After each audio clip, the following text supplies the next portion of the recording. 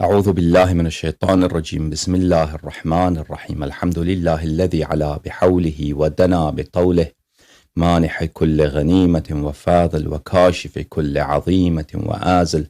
أحمده على عواطف كرمه وسوابغ نعمه، وأؤمن به أولا باديا، وأستهديه قريبا هاديا، وأستعينه قاهرا قادرا، وأتوكل عليه كافيا ناصرا.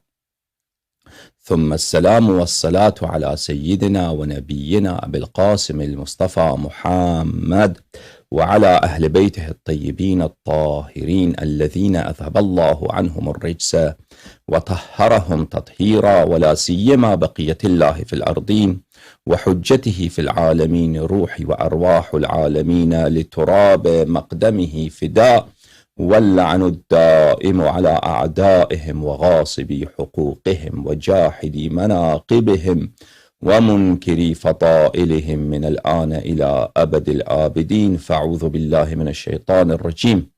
إن أول بيت وضع للناس للذي ببكة مباركا وهدى للعالمين، فيه آيات بينات مقام إبراهيم ومن دخله كان آمنا، ولله على الناس حج البيت من استطاع إليه السبيلا، ومن كفر فإن الله غني عن العالمين. صدق الله العلي العظيم. اللهم صل على محمد وآل محمد. اللهم كن لوليك الحجة ابن الحسن صلواتك عليه وعلى آبائه في هذه الساعة وفي كل ساعة، وليا وحافظا وقائدا وناصرا ودليلا وعينا، حتى تسكنه أرضك طوعا وتمتعه فيها طويلا. اللهم صل على محمد وآل محمد وعجل فرجهم الشریف. میرے معزز ناظرین، آپ کی خدمت میں سلام پیش کرتا ہوں. السلام علیکم. امید ہے کہ جہاں بھی ہیں آپ اور اس پروگرام کو دیکھ رہے ہیں، آپ سلامت سے ہوں، اور پروردگار عالم ہمیں اور آپ کو اہل بیت طاہرین علیہم السلام کے بہترین شیعوں میں، اہل بیت اطہار علیہم السلام کے بہترین محبین میں شامل فرمائے. پروردگار عالم ہمیں امیر المؤمنین علیہ السلام کی مودت، ان سے محبت اور ان کے دشمنوں سے دشمنی کرنے کی توفیق عنایت فرمائے. اور میں آپ کی خدمت میں مولا امیر المؤمنین علیہ السلام کے ایام ولادت کو تبریک پیش کرتا ہوں. خداوند متعال دنیا و آخرت میں ہمارا ہاتھ ان کے دامن سے دور نہ فرمائے. اللہم صل علی محمد وآل محمد وعجل فرجهم الشریف. امیر المؤمنین علیہ السلام کے جتنے فضائل بے شمار ہیں، اسی طرح ان پر ظلم بے حد و بے انتہا ہے، اور انہی مظالم کی ایک صورت یہ ہے، انہی کہ ستم جو امیر المؤمنین علیہ السلام کا سلسلہ ان پہ جاری ہے، اس کا ایک جہت یہ ہے کہ ان کے بے شمار فضائل جن کی کوئی مثال نہیں ہے، اور ہر ایک فضیلت خود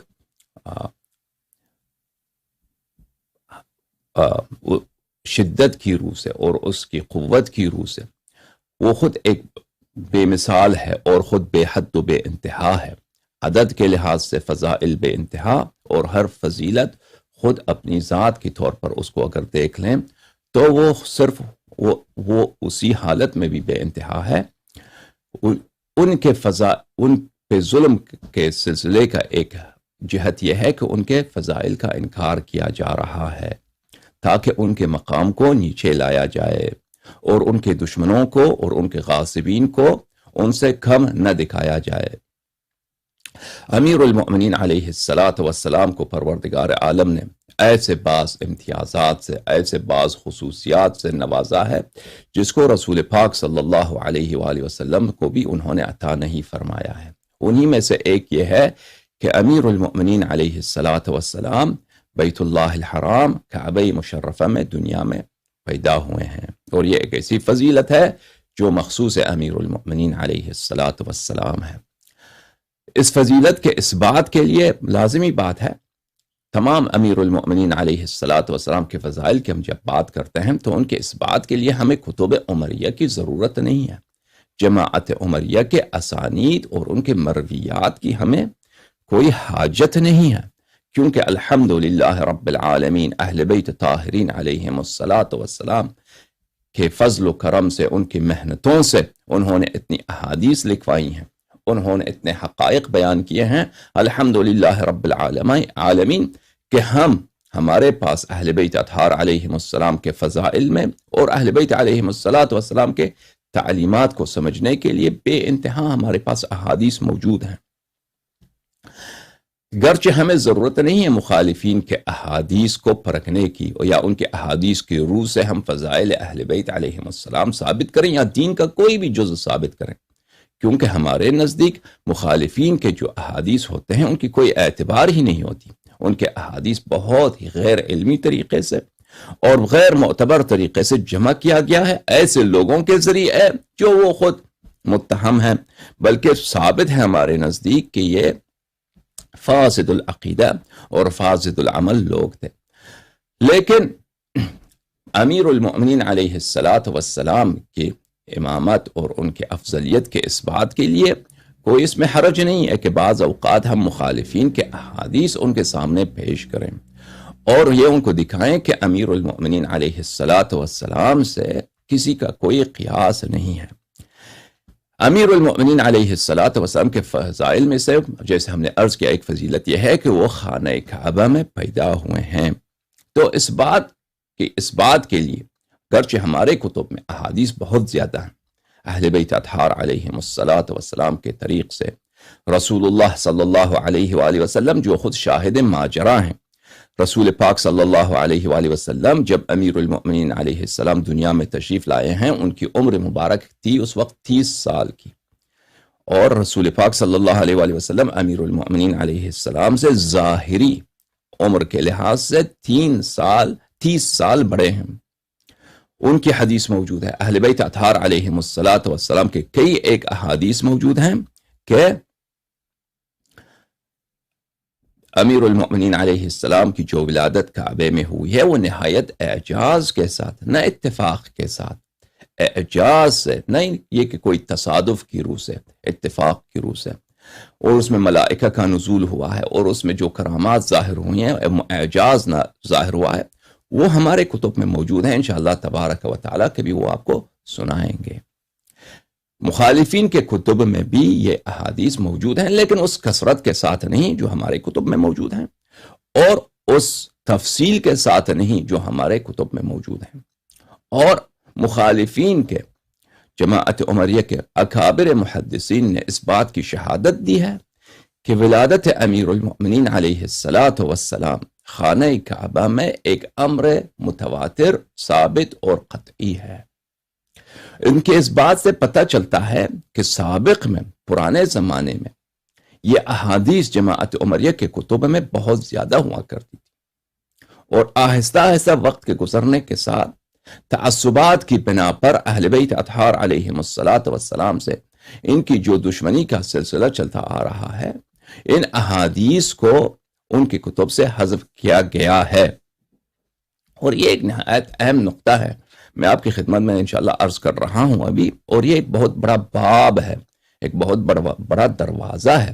اگر اس کو آپ سمجھیں، جو لوگ حدیث میں تحقیق کرتے ہیں، فضائل اہل بیت علیہم السلام میں تحقیق کرتے ہیں، مسائل امامت میں تحقیق کرتے ہیں، اور پھر متاعن اعداء میں تحقیق کرتے ہیں، جو کرتوت ہیں خلفاء کے، ابو بکر و عمر و عثمان کے جو قبیح اعمال ہیں ان میں تحقیق کرتے ہیں، تو یہ ایک بہت بڑا دروازہ ہے، ایک بہت بڑا باب ہے کہ جماعت عمریہ کے جو محدثین ہیں، جماعت عمریہ کے جو مؤرخین ہیں، ان کے جو لکھنے والے لوگ ہیں، یہ اکثر نہایت ہی متعصب ہوا کرتے تھے، نہایت ہی متعصب ہوا کرتے تھے نقل حدیث میں۔ اگر حدیث اہل بیت علیہم السلام کے فضائل میں ہے تو اس حدیث کو کوشش کیا جائے کہ نقل نہ کیا جائے، یا ایسے اسلوب سے نقل کیا جائے کہ اس میں اہل بیت علیہم السلام کی افضلیت کی کوئی وجہ نہ ہو، یا ان سے ان کی امامت کا اس بات نہ ہو سکے۔ اس طرح سے نقل کرو، اس الفاظ کے ساتھ نقل کرو، یا اگر متاعن اعداء ہو تو اس کو چھپاؤ، اس کو نقل نہ کرو، یا ایسے الفاظ کے ساتھ نقل کرو کہ اس میں ان کے متاعن کا صفائی بھی اور ان کے متاعن کی دفاع بھی اسی حدیث میں کسی طرح سے شامل کیا جائے۔ میرے محترم ناظرین، یہ ایک سلسلہ چلتا آ رہا ہے عصر صحابہ سے لے کر آج تک دشمنی اہل بیت علیہم السلام اور تحریف تاریخ، کہ تاریخ میں حذف کیا جائے، تاریخ میں ہیرا پھیری کیا جائے، الفاظ روایات کو تبدیل کیا جائے، اس میں اضافہ کیا جائے، اس میں سے کم کیا جائے، بہت ساروں کو چھپایا جائے، جلایا جائے، نابود کیا جائے۔ نہ صرف میرے عزیزو یہ صرف ان کے محدثین کا تعصب ہے، بلکہ اس میں دو اور باتیں ہیں، دو بے اور عناصر ہیں۔ ایک عنصر ہے سیاست کا عنصر، حکومت کے پالیسی کا عنصر، اور دوسرا ہے عوام کے تقاضوں کا عنصر، کہ یہ اس کا علماء کے کردار پر، علماء کے لکھنے پر، علماء کی تحریرات پر اس کا بڑا اثر ہوتا ہے، کہ اگر آپ مسلسل ایسے دور میں بلکہ ایسے ادوار میں رہتے ہیں کہ ان ادوار میں ان حکومتوں کا پالیسی یہی ہے کہ اہل بیت علیہم السلام سے دشمنی، مثلا بنی امیہ کا دور، امیر المؤمنین علیہ السلام اور خاندان رسالت سے دشمنی، ان کے شیعوں سے دشمنی، اور اس کے بعد بنی عباس کا دور آتا ہے، ان کا بھی نہایت ہی دشمنی، اور نہایت دشمنی اعلان کیا۔ بنی عباس سب سید تھے اور شروع میں یہ شیعہ تھے، اور اہل بیت علیہم السلام کے نام پر اور ان کی مظلومیت کا شعار، ان کی مظلومیت کا نعرہ دے کر یہ حکومت میں آئے تھے، لیکن ان کی دشمنی بنی عباس سے، بنی امیہ سے بھی بڑھ گئی، اور اس کی وجوہات ہیں کہ کیوں ان کی دشمنی تھی۔ امیر المؤمنین علیہ السلام سے اور ان کے فضائل پھیلنے سے یہ لوگ ڈرتے تھے، ان کو اپنی مصلحت میں نہیں سمجھتے تھے۔ نہ صرف کہ ان کو تعصب تھا، بلکہ ان کو وہ اپنی حکومت کا زوال کا سبب سمجھتے کہ اگر امیر المؤمنین علیہ السلام کے فضائل دنیا میں پھیل گئے تو میرے عزیزو، اور ان بنی عباس کے حکومت کے بعد جو دوسری حکومتیں آئی ہیں ان میں بھی تعصب، اور ان میں بھی اہل بیت علیہم السلام اور شیعوں، ہمیشہ شیعوں کے خلاف تعصب اور دشمنی کا سلسلہ کم نہیں ہوا ہے۔ یہ ایک جانب سے۔ دوسری جانب جو عوام ہیں، جو جماعت عمریہ کے عوام ہوا کرتے تھے، ہمیشہ ان کی یہی توقع ہوتی تھی ان کے علماء سے کہ زیادہ سے زیادہ ان کو ایسی باتیں سنائی جائیں جو ان کو پسند ہیں، جو ان کی تعصبات کے اور ان کے امیال کے موافق ہیں۔ جیسے ہمارے شیعہ حضرات ہیں کہ آپ مجلس جاتے ہیں تو آپ کون سی مجلس سنتے ہیں؟ وہ مجلس سنتے ہیں آپ جس میں آپ کو مزہ آئے، وہ مجلس آپ سنتے ہیں جس میں آپ کو مزہ آئے۔ اگر آپ کو ایسی مجلس سنائی جائے جو اس کی باتیں آپ کو پسند نہیں ہیں تو آپ اس مجلس کو نہیں سننے جائیں گے، ٹھیک ہے نا؟ اسی طرح علماء کے جماعت مخالفین کے ساتھ بھی یہی ہے کہ ان کے عوام کا زیادہ سے زیادہ شروع سے، یعنی آپ دیکھیں کہ انہوں نے احمد بن شعیب نسائی کے ساتھ انہوں نے کیا کیا۔ نسائی اپنے زمانے کا سب سے بڑا محدث تھا، انہوں سے تقاضا کیا کہ آپ جو ہیں حدیث نقل کریں معاویہ کی فضل میں۔ اس نے کہا کہ معاویہ کے فضل میں کوئی صحیح حدیث مجھے نہیں معلوم، اس کو اتنا مار دیا، قتل کر دیا، اپنے زمانے کا سب سے بڑے عالم کو۔ یا مثلا ابن جریر الطبری جو بنی عباس کے زمانے میں تیسری صدی کے اختتام کے زمانے میں بغداد میں سب سے بڑا عالم، بغداد یعنی علم کا مرکز، عالم اسلام کا دارالخلافہ، تمام علماء کا مرکز، اس میں سب سے بڑا عالم تھا۔ ان سے پوچھا گیا کہ آپ کا کیا کہنا ہے کہ اللہ تعالیٰ عرش پہ کس طرح بیٹھتا ہے؟ اس میں ہمیں حدیث سنا ہے۔ اس نے کہا کہ اللہ عرش پہ نہیں بیٹھتا۔ اللہ کوئی حیوان جانور ہے؟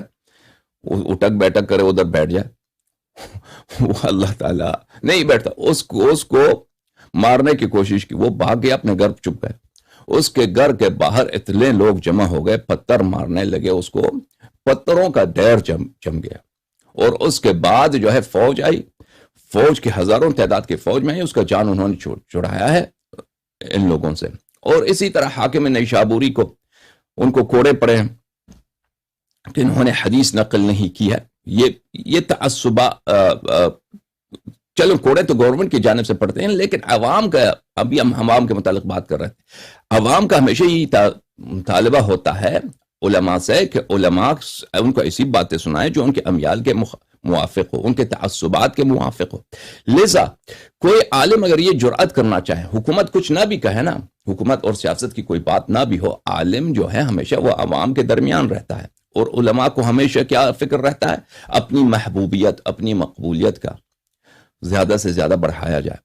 تو ان کو ہمیشہ فکر ہوتا ہے کہ ایسی بات اپنی کتب میں نہ لکھیں، درج نہ کریں جن سے ان کی لوگوں میں محبوبیت کم ہو جاتا ہے، یا ایسے باتیں اپنی کتب میں لکھیں جن سے لوگوں کو زیادہ مزہ آ جائے اور زیادہ لوگوں کی رغبت ہو ان کی باتوں کی طرف. اور یہ جو عوام کی اگر ہم بات کر رہے ہیں، صرف یہ عوام نہیں ہے جو مثلا آپ کے سبزی بیچنے والے عوام ہیں، یعنی جو عوام سے مراد یعنی جو بھی اس کتاب کو پڑھتا ہے، یعنی جو طالب علم پڑھتے ہیں، جو دوسرے مولوی پڑھتے ہیں، ان کی بھی یہی دوسرے اپنے علماء سے توقع یہی ہوتی ہے کہ اپنے عقیدے کے مطابق مطالب بیان کریں، اور ان کے عقیدے کے خلاف ایسی بات نقل کرے، ایسے حدیث کی تصحیح کرے جس سے مثلا ابو بکر و عمر کی خلافت کا بطلان یا ان کی مفضولیت ثابت ہوتی ہے، تو ان کو ایسی بات پسند نہیں ہوتی. تو ان باتوں کو اگر آپ پیش نظر رکھیں میرے عزیزو، ان باتوں کو پیش نظر رکھیں. ایک بات یہ کہ ان کے علماء خود متعصب ہوا کرتے تھے، تعصب میں ان کا شیعوں کے خلاف دشمنی، تعصب بے انتہا. اور یہ سب باتیں جو میں آپ کو کہہ رہا ہوں، فہرست وار بتا رہا ہوں، یہ سب باتیں انشاءاللہ کبھی وقت اس کو کھولنے کی ضرورت ہے، کیونکہ تاریخ جس طریقے سے نقل ہوئی ہے ہمارے نزدیک، حدیث جس طریقے سے نقل ہوئی ہے جماعت عمریہ کے نزدیک، جب ان سے ہم بات کرتے ہیں، ان سے احتجاج کرتے ہیں، تو یہ کوئی ایسی بات نہیں کہ ان کی تاریخ ایک بہت منقح صاف تاریخ ہے جو نقل ہوئی. نہیں، ان کی تاریخ بہت گندی تاریخ ہے. جن لوگوں نے تاریخ لکھی ہے، جن لوگوں نے تاریخ لکھی وہ خود گندے لوگ تھے، اکثر، نہ کہ سب، اکثر متعصب لوگ تھے. حق کو چھپانے سے، حق میں ہیرا پھیری کرنے سے وہ نہیں گھبراتے تھے. پہلی اور اہل بیت بالخصوص کن کے متعلق؟ اہل بیت طاہرین علیہم السلام، جو واقعی اوصیاء ہیں رسول پاک صلی اللہ علیہ وآلہ وسلم، ان کے متعلق. دوسری بات ہے حکومتوں کی سیاستیں. تیسری بات ہے عوام کے توقعات. تو اس کی وجہ سے میرے عزیزو، ان باتوں کو اگر آپ پیش نظر رکھیں، اور ان کے علاوہ ان کے پاس اصول ہیں. ایک الامساک عما شجر بین الصحابہ، وہ باتیں جن سے صحابہ کے درمیان اختلافات کی بات ہے، اس کو چھپاؤ، اس کو نقلی نہ کرو. امساک یعنی چپ رہو، نقلی نہ کرو، ٹھیک ہے نا.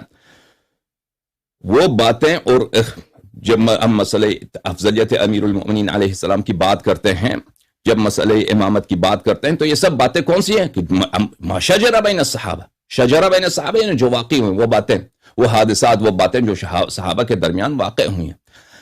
یہ ان کا اصول ہے الامساک. اس کو نقلی نہ کرو، اس کو چھپاؤ، برباد کرو. اور ان کے بعد اس کے علاوہ ان کے اپنے کتب میں اصول ہیں میرے عزیزوں کہ وہ احادیث جن سے صحابہ کے طعن ثابت ہو، ان احادیث کو جلاؤ، ان کو نابود کرو. اور اس کے ہم انشاءاللہ تبارک و تعالیٰ کے بھی اس موضوع پہ بات کرنا، اس کو کھولیں، تو وہ بہت بڑی موضوع ہے کہ انہوں نے کس طرح، ان کے علماء نے، ان کے اکابر نے، بخاری مسلم سے پہلے کے زمانے کی میں بات کر رہا ہوں، ان کے مشائخ نے کس طرح حدیثوں کی لائبریریاں انہوں نے جلائی ہیں. احمد ابن حنبل کے زمانے میں کتابیں ان کے مشائخ کے انہوں نے جلائیں. کہ کیوں؟ کہ اس میں ابو بکر و عمر کے متعلق باتیں ہیں. اور یہ کتابیں جو انہوں نے جلائیں، یہ نہیں کہ شیعہ کتب تھی، شیعہ کتب تھی، نہیں، ان کے اپنے کتب، انہوں نے اپنے ہی کتب کو جلایا ہے، اپنے احادیث کو نابود کیا ہے، کیونکہ ان میں سے ایسی باتیں تھیں کہ ان میں ان کے عیوب بیان کیا جاتا تھا، اور ان میں اہل بیت طاہرین علیہم السلام کے افضلیت کے دلائل تھے، اہل بیت طاہرین علیہم السلام کے امامت کے دلائل تھے. تو میرے عزیز، جب ان باتوں کو آپ پیش نظر رکھیں جو ابھی میں نے فہرستوار آپ کی خدمت میں عرض کی ہے، تو جب جماعت عمریہ کے اکابر اور ان کے بزرگ اور ان کے جو علم حدیث میں امام ہیں، علامہ ہیں، ان کے علم حدیث میں اپنے زمانے میں بلکہ طول تاریخ میں بے نظیر قد آور شخصیات ہیں، وہ شہادت دیتے ہیں کہ امیر المؤمنین علیہ السلام کعبے میں متولد ہوئے، اور کہ احادیث متواتر ہیں، احادیث اس کی بے انتہا زیادہ ہے. اس کی احادیث ہم شیعہ کتب میں آتے ہیں تو دیکھتے ہیں کہ بے انتہا احادیث موجود ہیں کہ امیر المؤمنین علیہ السلام خانہ کعبہ میں متولد ہوئے ہیں، اور یہ منفرد شخصیت ہے جو خانہ کعبہ میں متولد ہوئے ہیں، اور کوئی شخصیت پیدا نہیں ہوا. لیکن جب ان کے کتب میں جاتے ہیں تو یہ احادیث کم نظر آتی ہیں. نہیں کہ احادیث نہیں ہے، لیکن ہمارے زمانے میں کم احادیث ہیں. تو میرے عزیزو، یہ بات آپ کے سامنے جب آ جاتا ہے تو پتہ چلتا ہے کہ یہ تاریخ میں یہ جو گڑبڑ کا سلسلہ ہے، تاریخ میں خیانت کا جو سلسلہ ہے، تاریخ میں جو چوری اور سرقت کا جو سلسلہ ہے، اور حقیقت کو چھپانے کا جو سلسلہ ہے، اس نے اپنا کام کر دکھایا ہے.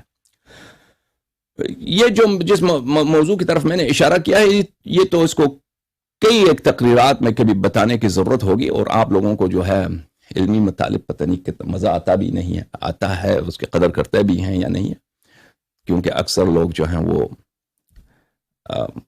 مجالس ایسے سننا چاہتے ہیں جس میں ان کو مزہ آ جائے. بہرحال ہم بعض بات ابھی ہم یہ ان باتوں کو کبھی کھولنے کی ضرورت ہے انشاءاللہ تبارک و تعالی، اور کھول دیں گے انشاءاللہ. لیکن ابھی فی الحال ملاحظہ فرمائیے جس موضوع کے متعلق ہم بات کر رہے ہیں، یہ کتاب ہے مستدرک الصحیحین، جو حاکم نیشابوری کی کتاب مشہور و معروف ہے، جزء رابع.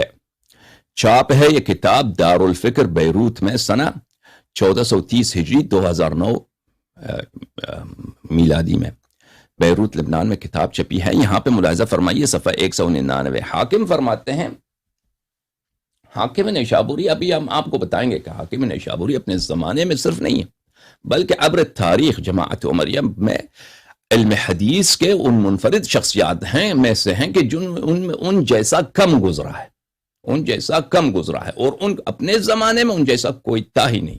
اور یہ زمانہ کون سا زمانہ ہے؟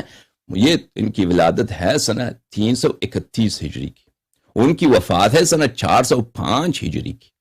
یعنی اس زمانے میں جس عصر حدیث کے تدوین کا اثر تھا، اور حدیث کے ازدہار اور حدیث کے کثرت کا دور تھا. اس زمانے میں یہ اس زمانے میں سب سے بڑا محدث تھا جماعت عمریہ کا. یہ شہادت دیتے ہیں قد تواترت الاخبار، اخبار متواتر، احادیث متواتر ہیں، روایات متواتر ہیں. متواتر کس کو بولتے ہیں؟ وہ بہت ہی زیادہ، یعنی تواتر اس کو حدیث کو بولتے ہیں، متواتر اس حدیث کو بولتے ہیں کہ اس کی کثرت اتنی زیادہ ہو کہ بات یقینی ہو، کہ اس بات میں کوئی شک ہی نہ ہو.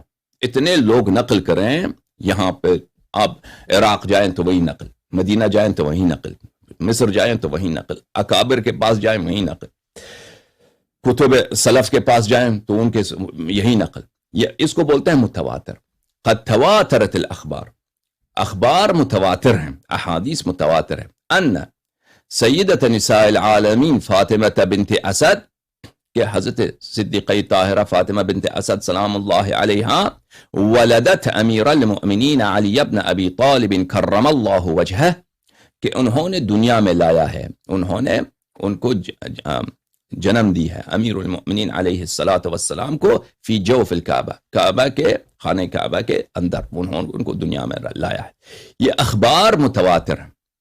اب آپ کی ذہن میں رہے کہ حاکم نے شہادت دی ہے، حاکم نے شہادت دی ہے. اب حاکم کون ہے؟ یہ اپنے زمانے میں بخاری تھا، اپنے زمانے میں مسلم، اپنے زمانے میں سب سے بڑا عالم تھا. اور یہ اس کا زمانہ بھی ایسا زمانہ نہیں تھا کہ اس میں حدیث متروک تھا، حدیث کے علماء کم تھے، نہیں، ایسا زمانہ جس میں حدیث کے علماء بہت ہی زیادہ تھے.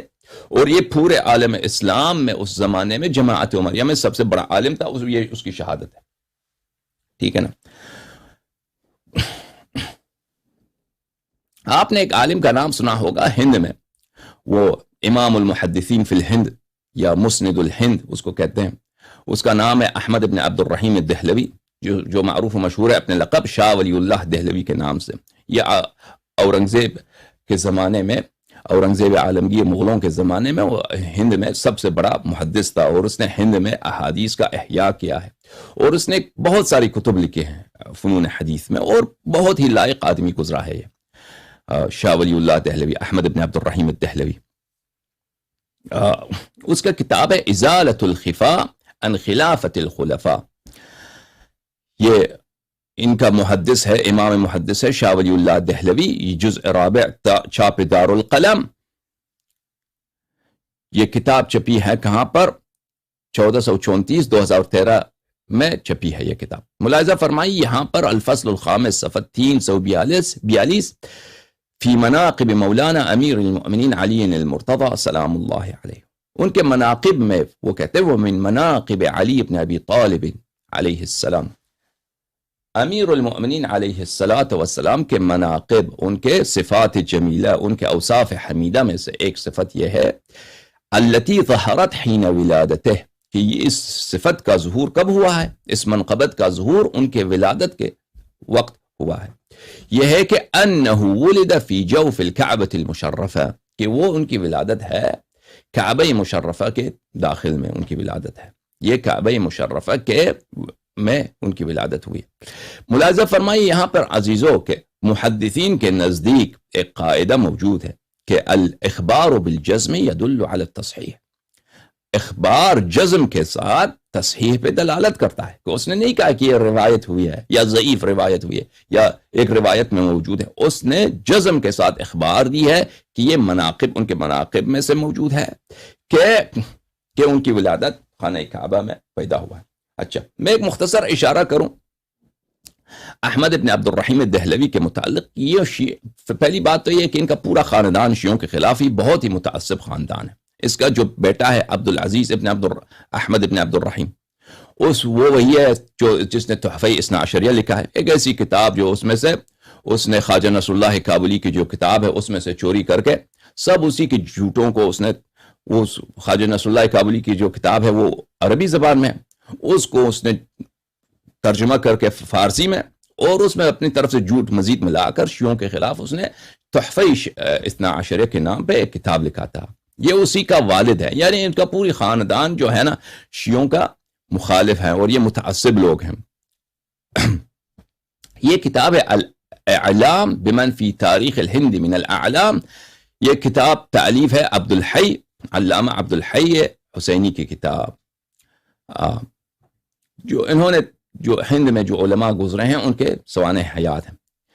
اچھا، الجزء السادس عشر جو 1420 ہجری میں دار ابن حزم بیروت لبنان میں کتاب چھپی، یہاں پہ ملاحظہ فرمائیے صفحہ نمبر 858 میں کہ کس الفاظ کے ساتھ عبد الرحیم احمد ابن عبد الرحیم دہلوی کو وہ اس کو شیخ الاسلام کس الفاظ کے ساتھ اس کا ذکر کرتے ہیں، شیخ الاسلام ولی اللہ ابن عبد الرحیم الدہلوی، الشیخ الامام الہمام حجت اللہ بین الانام، یہ اللہ کے حجت ہیں، امام الائمہ قدوۃ الامہ، امت کے قائد، امت کے لیے ایک قدوہ، علامۃ العلماء وارث الانبیاء آخر المجتہدین اوحد علماء الدین زعیم المتضلعین، سب علماء کے یہ زعیم، سب کے ان سب کے قائد، بحمل اعباء الشرع المتین محی السنہ وعظمت به للہ علینا المنہ، شیخ الاسلام احمد ولی اللہ ابن عبد الرحیم العمری الدہلوی، نام بھی عمری، وہ اس کے بہت سارے صفات بیان کر کے، اس کے حالات زندگی بیان کر کے، اس کے مناقب و مکارم و کرامات فلان بیان کر کے، پھر جن علوم پہ ان کو عبور حاصل ہے، ان علوم میں سے علم الحدیث ہے کہ علم حدیث میں ان جیسا کوئی عالم نہیں گزرا ہے، یہاں پہ اس کو اس پیراگراف میں بیان کرتے ہیں صفحہ 859 میں۔ پھر آگے جا کر ان کی کتاب ذکر کرتے ہیں ازالۃ الخفا، جس کتاب کو ہم نے دکھایا آپ کو، ازالۃ الخفا عن خلافت الخلفاء، کتاب عدیم النظیر فی بابہ، یہ کتاب ایسی کتاب ہے جس کی کوئی مثال ہی نہیں ہے، عدیم النظیر، اس کی کتاب کوئی لم یؤلف مثلہ قبلہ ولا بعدہ، يدل على ان صاحبه لبحر زخار لا يرى له ساحل، کہ اس کتاب جیسا کوئی کسی نے کتاب ہی نہیں لکھا ہے، اور اس بات پہ دلالت کرتا ہے کہ اس کتاب کا جو مؤلف ہے وہ ایک ایسا سمندر ہے جس کی کوئی کرانہ ہی نہیں۔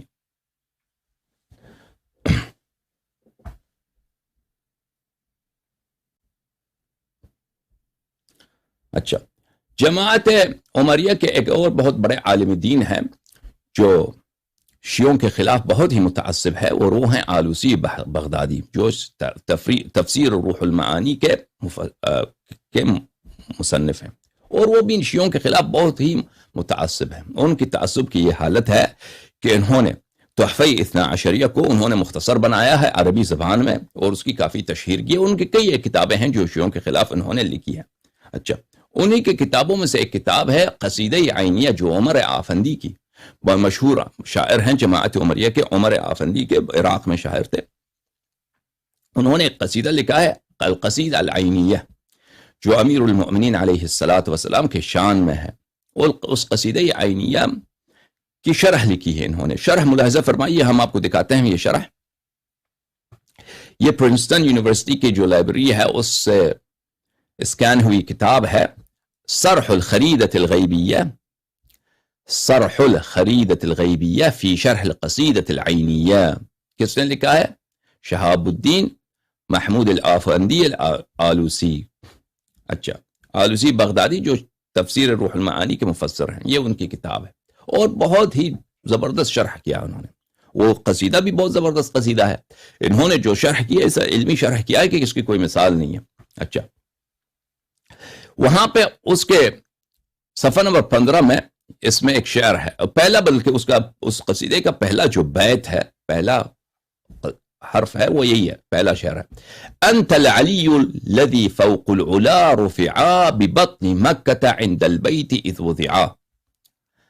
امیر المؤمنین علیہ الصلاۃ والسلام سے خطاب کرتے ہوئے عمر آفندی کہتے ہیں کہ انت العلی، آپ بہت بلند مرتبہ ہیں، آپ وہ بلند مرتبہ ہیں، فوق العلا رفعا، کہ آپ بلندیوں پر سے بھی بلند ہیں، بلندیوں سے بھی بلند ہیں. ببطن مکہ عند البیت اذ وضعا، اللہ تعالیٰ نے مکے میں اپنا گھر بنایا ہے. جب اللہ نے اپنا گھر بنایا ہے مکے میں، تو آپ اس زمانے سے، اس وقت سے، اس مکان میں سب بلندیوں سے بھی آپ بلند ہیں، سب بلند مراتب سے بھی آپ کا مرتبہ بلند ہے. اس شعر کا وہ کئی صفحات پہ وہ شرح لکھتا ہے جناب آلوسی. یہاں پر ملاحظہ فرمائیے، شرح کرتے ہوئے وہ کہتا ہے: وَفِي كَوْنِ الْأَمِيرِ كَرَّمَ اللَّهُ وَجْهَهُ وُلِدَ فِي الْبَيْتِ، یہ کہ امیر المؤمنین علیہ الصلاۃ والسلام بیت کعبہ میں، بیت اللہ الحرام میں، کعبہ مشرفہ میں، دنیا میں تشریف لائے ہیں. امر مشہور فی الدنیا، یہ امر مشہور ہے دنیا میں، کتب میں مشہور ہے، روایات میں مشہور ہے، احادیث میں مشہور ہے. اچھا، وَذُكِرَ فِي كُتُبِ الْفَرِيقَيْنِ السُّنَّةِ وَالشِّيعَةِ، اور اس کا ذکر ہے کن کتب میں؟ کتب فریقین، شیعوں نے بھی نقل کی ہے، جماعت عمریہ نے بھی نقل کی ہے. پھر وہ ایک روایت نقل کرتے ہیں مولا سید الساجدین امام زین العابدین علیہ الصلاۃ والسلام سے، جو ہم انشاءاللہ تبارک و تعالی وہ مصدر سے نقل کریں گے آپ کے لیے. اچھا، پھر آگے جا کے وہ کہتا ہے: وَلَمْ يُشْتَهَرْ وَضْعُ غَيْرِهِ كَرَّمَ اللَّهُ وَجْهُ كَمَا اشْتُهِرَ وَضْعُهُ، یہ کہ امیر المؤمنین علیہ الصلاۃ والسلام کی ولادت کعبے میں ہوئی ہے، یہ تو معشور و معروف ہے، متفق علیہ ہے. لیکن ان کے علاوہ کسی اور کا بھی کعبے میں ولادت ہوئی ہے، یہ مشہور نہیں ہے، یہ معروف نہیں ہے، یہ ایک مجہول واقعہ ہے کسی اور کے متعلق اگر آپ کہیں.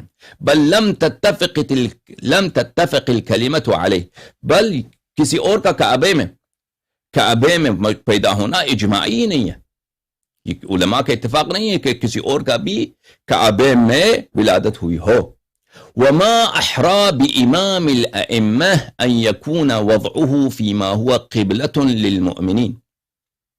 پھر وہ فرماتے ہیں کہ کتنی پیاری بات ہے اور کتنی اچھی بات ہے اور کتنا ہی شائستہ ہے کہ امام الائمہ کی ولادت اس مکان پر ہو کہ وہ مؤمنین کا قبلہ ہے. وسبحان من يضع الاشیاء فی مواضعها وهو احکم الحاکمین، اور منزہ ہے وہ پروردگار کہ ہر چیز کو وہ اپنی شائستہ اور مناسب مقام پہ رکھتا ہے، ہر چیز کو وہ اس جگہ رکھتا ہے جو اس کے لیے مناسب ہو.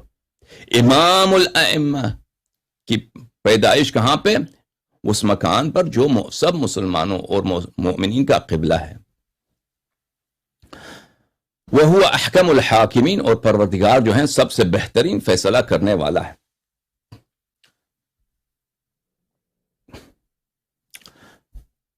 پھر ایک اور بیت ہے اس شاعر کا، آگے جا کر کہتا ہے وہ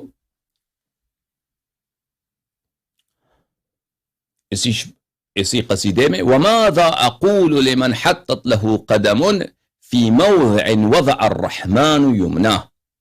ماذا اقول لمن حطت له قدم، شاعر کہتا ہے میں کیا کہوں، میں کیسے کس الفاظ کے ساتھ مدح امیر المؤمنین علیہ السلام بیان کروں کہ ان کا قدم، ان کا پیر مبارک اس مقام پہ رکھا گیا ہے، اس مقام پہ رکھا گیا ہے فی موضع وضع الرحمن یمناہ، کہ اللہ تعالی، اللہ الرحمن نے اپنا دائیں ہاتھ وہاں پہ رکھا ہے.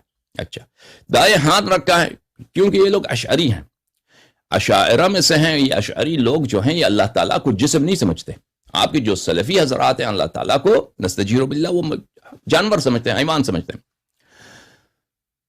اللہ تعالیٰ نے اپنا ہاتھ رکھا ہے، دائیں ہاتھ رکھا ہے اس مقام پر. دائیں ہاتھ سے کیا مراد ہے کہ مہر نبوت جو رسول پاک صلی اللہ علیہ وآلہ وسلم کے شانے میں تھی، ان کے کتف پہ تھا، ان کے پشت پہ تھا،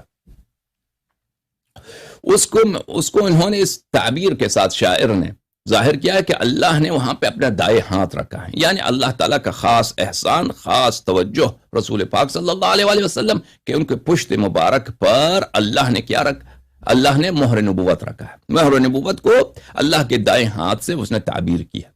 اور یہ کس واقعے کی طرف اشارہ ہے؟ آپ کو بخوبی معلوم ہے، فتح مکہ کے وقت امیر المؤمنین علیہ السلام کو رسول پاک صلی اللہ علیہ وآلہ وسلم نے اپنے کاندھوں پہ اٹھایا تاکہ وہ خانہ کعبہ سے بتیں توڑ دیں، بتوں کو دور کر دیں. آلوسی صاحب اسی کی شرح کرتے ہیں کہ اللہ تعالیٰ کا ہاتھ نہیں ہے، اور یمنا سے مراد دائیں ہاتھ سے کیا مراد ہے اس کی شرح کرتے ہیں. پھر آگے جا کر وہ شافعی کا یہ شعر نقل کرتے ہیں. شافعی محمد ابن ادریس شافعی جو شافعیہ فرقے کی جو امام ہیں، ان کی شعر: یا رب بالقدم التي اوتعتها من قاب القوسین المحل الاعظم. شافعی کہتا ہے کہ اللہ میں تجھے اس قدم مبارک کی قسم دیتا ہوں، اس قدم مبارک، اس پیر مبارک کا واسطہ دیتا ہوں جو قاب قوسین کے مقام سے بھی جو برتر مقام ہے، وہاں پہ اس نے اپنا قدم رکھا ہے. قاب قوسین سے بھی جو بڑا مقام ہے وہاں پہ اس نے اپنا قدم رکھا ہے. وَبِحُرْمَةِ الْقَدَمِ الَّتِي جَعَلْتَ لَهَا كَتْفَ الْمُؤَيَّدِ بِالرِّسَالَةِ سُلَّمًا. اور میں واسطہ دیتا ہوں اس قدم مبارک کی حرمت کا جس کے لیے تو نے کتف رسالت، شانہ رسالت، کندھا رسول پاک صلی اللہ علیہ وآلہ وسلم کا، اس کے لیے آپ نے سیڑھی بنایا. اس کو اس قدم مبارک کا بے واسطہ دیتا ہوں جس نے قاب قوسین سے بھی بلندتر مقام پہ اپنا پیر رکھا ہے. اس قدم مبارک کا میں واسطہ دیتا ہوں جو شانہ رسول صلی اللہ علیہ وآلہ وسلم کو تو نے اس کے لیے کیا بنایا؟ سیڑھی بنایا ہے، سلمہ، سیڑھی بنایا ہے. ثبت على متن الصراط تکرما قدمی وکلی محسنا ومکرما. میرا قدم جو ہے صراط پہ، پل صراط پر جو ہے میرا قدم محکم رکھ دے، ثابت رکھ دے، اور وہاں پر مجھ پہ احسان کر دے اور مجھ سے مہربانی کر دے. اللہ سے دعا کرتا ہے کون؟ محمد ابن ادریس شافعی. محمد ابن ادریس شافعی نے بھی جب اللہ سے دعا کی ہے، جنت مانگا ہے، تو اس نے واسطہ کس کا دیا ہے؟ ابو بکر عمر کا نہیں دیا. یاد رکھو، واسطہ کس کا دیا ہے؟ امیر المؤمنین علیہ السلام کے پیر کا، امیر المؤمنین علیہ السلام کے قدم کا واسطہ دیا ہے. وَجْعَلْهُمَا ذُخْرًا فَمَنْ كَانَ لَهُ آمِنِ الْعَذَابِ وَلَا يَخَافُ جَهَنَّمَ. اور مجھے جو ہے قدم، مجھے آتش جہنم سے بچا دے، اور یہ میرے لیے جنت کے، میرے آخرت کے لیے مجھے میری اس دعا کو میرے لیے کیا بنا دو؟ ایک ذخیرہ بنا دو. اچھا، یہ حدیث یہ بھی اس نے نقل کیا ہے. پھر کہتا ہے کہ رسول پاک صلی اللہ علیہ وآلہ وسلم نے امیر المؤمنین علیہ السلام کو اپنے شانہ مبارک پہ اٹھایا اور فرمایا کہ تم بتیں توڑ دو. تو پھر کہتا ہے کہ علماء نے یہاں پہ بات کی ہے، علماء نے اس مقام پہ گفتگو کی ہے. خود کون کہتا ہے؟ آلوسی کہتا ہے، جو اتنا متعصب ہے اپنے زمانے میں. سمجھیں کہ یہ کون تھا؟ یہ جیسے آپ کے ہندوستان پاکستان میں بہت سارے علماء ہوتے ہیں، شیعوں کی تکفیر پہ کتابیں لکھتے ہیں. یہ اتنا بڑا متعصب تھا شیعوں کے خلاف. جیسے مثلا ابو الحسن ندوی تھا، یہ اپنے زمانے میں ابو الحسن ندوی ابن تیمیہ جیسا تھا، ایک شیعوں کے خلاف اس کا کام ہی یہی تک کہ کتاب لکھیں. اچھا، آلوسی کہتا ہے کہ رسول پاک صلی اللہ علیہ وآلہ وسلم خود کیوں نہیں چڑھے؟ اگر وہ کہتے ہیں امیر المؤمنین علیہ السلام سے کہ میں تیرے کندھے پہ چڑھتا ہوں، میں پیغمبر ہوں، میں جا کے وہاں پہ بتوں کو توڑ دوں گا، میں آپ سے بڑا ہوں، میں آپ کا بڑا بھائی ہوں. وَإِنَّمَا لَمْ يَسْعَدْ صلی اللہ تعالی علیہ وآلہ وسلم.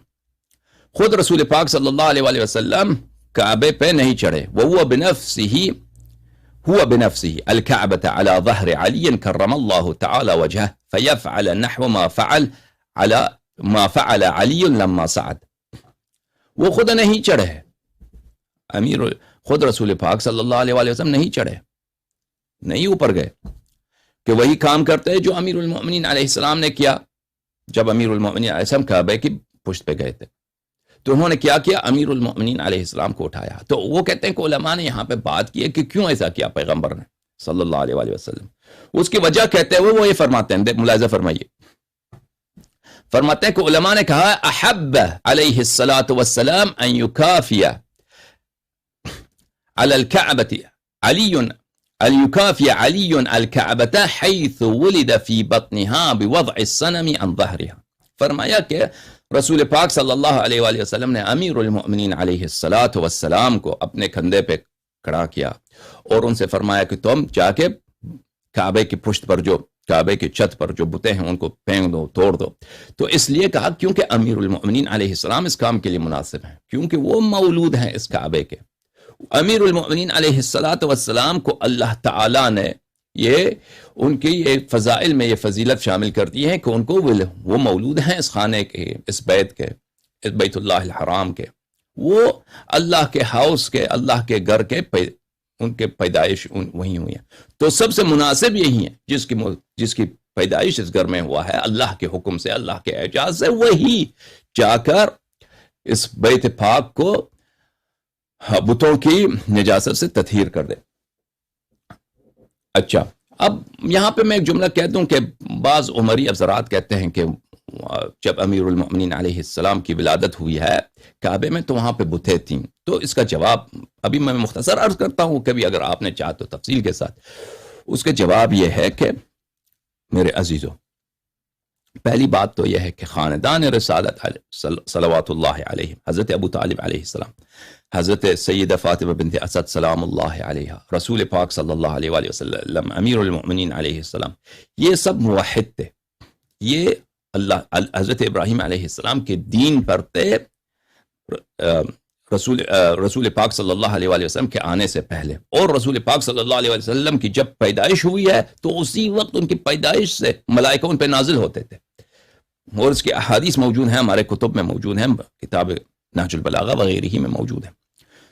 پہلی بات تو یہ ہے کہ وہ یہ بت پرست نہیں تھے کہ بتوں کی پوجا کے لیے وہاں پہ جائیں، پہلی بات یہ ہے. دوسری بات یہ ہے کہ انہوں نے خود روایت کی ہے کہ رسول پاک صلی اللہ علیہ وآلہ وسلم جب تک مکے میں تھے تو وہ بیت المقدس کی طرف اگر نماز بھی پڑھتے تھے تو ایسی صورت میں اس طرح پڑھتے تھے کہ کعبہ شریفہ جو ہے بیت المقدس اور ان کے درمیان ہو، یعنی وہی کعبہ جس میں بتیں تھیں، جس میں بہت سارے بت تھے.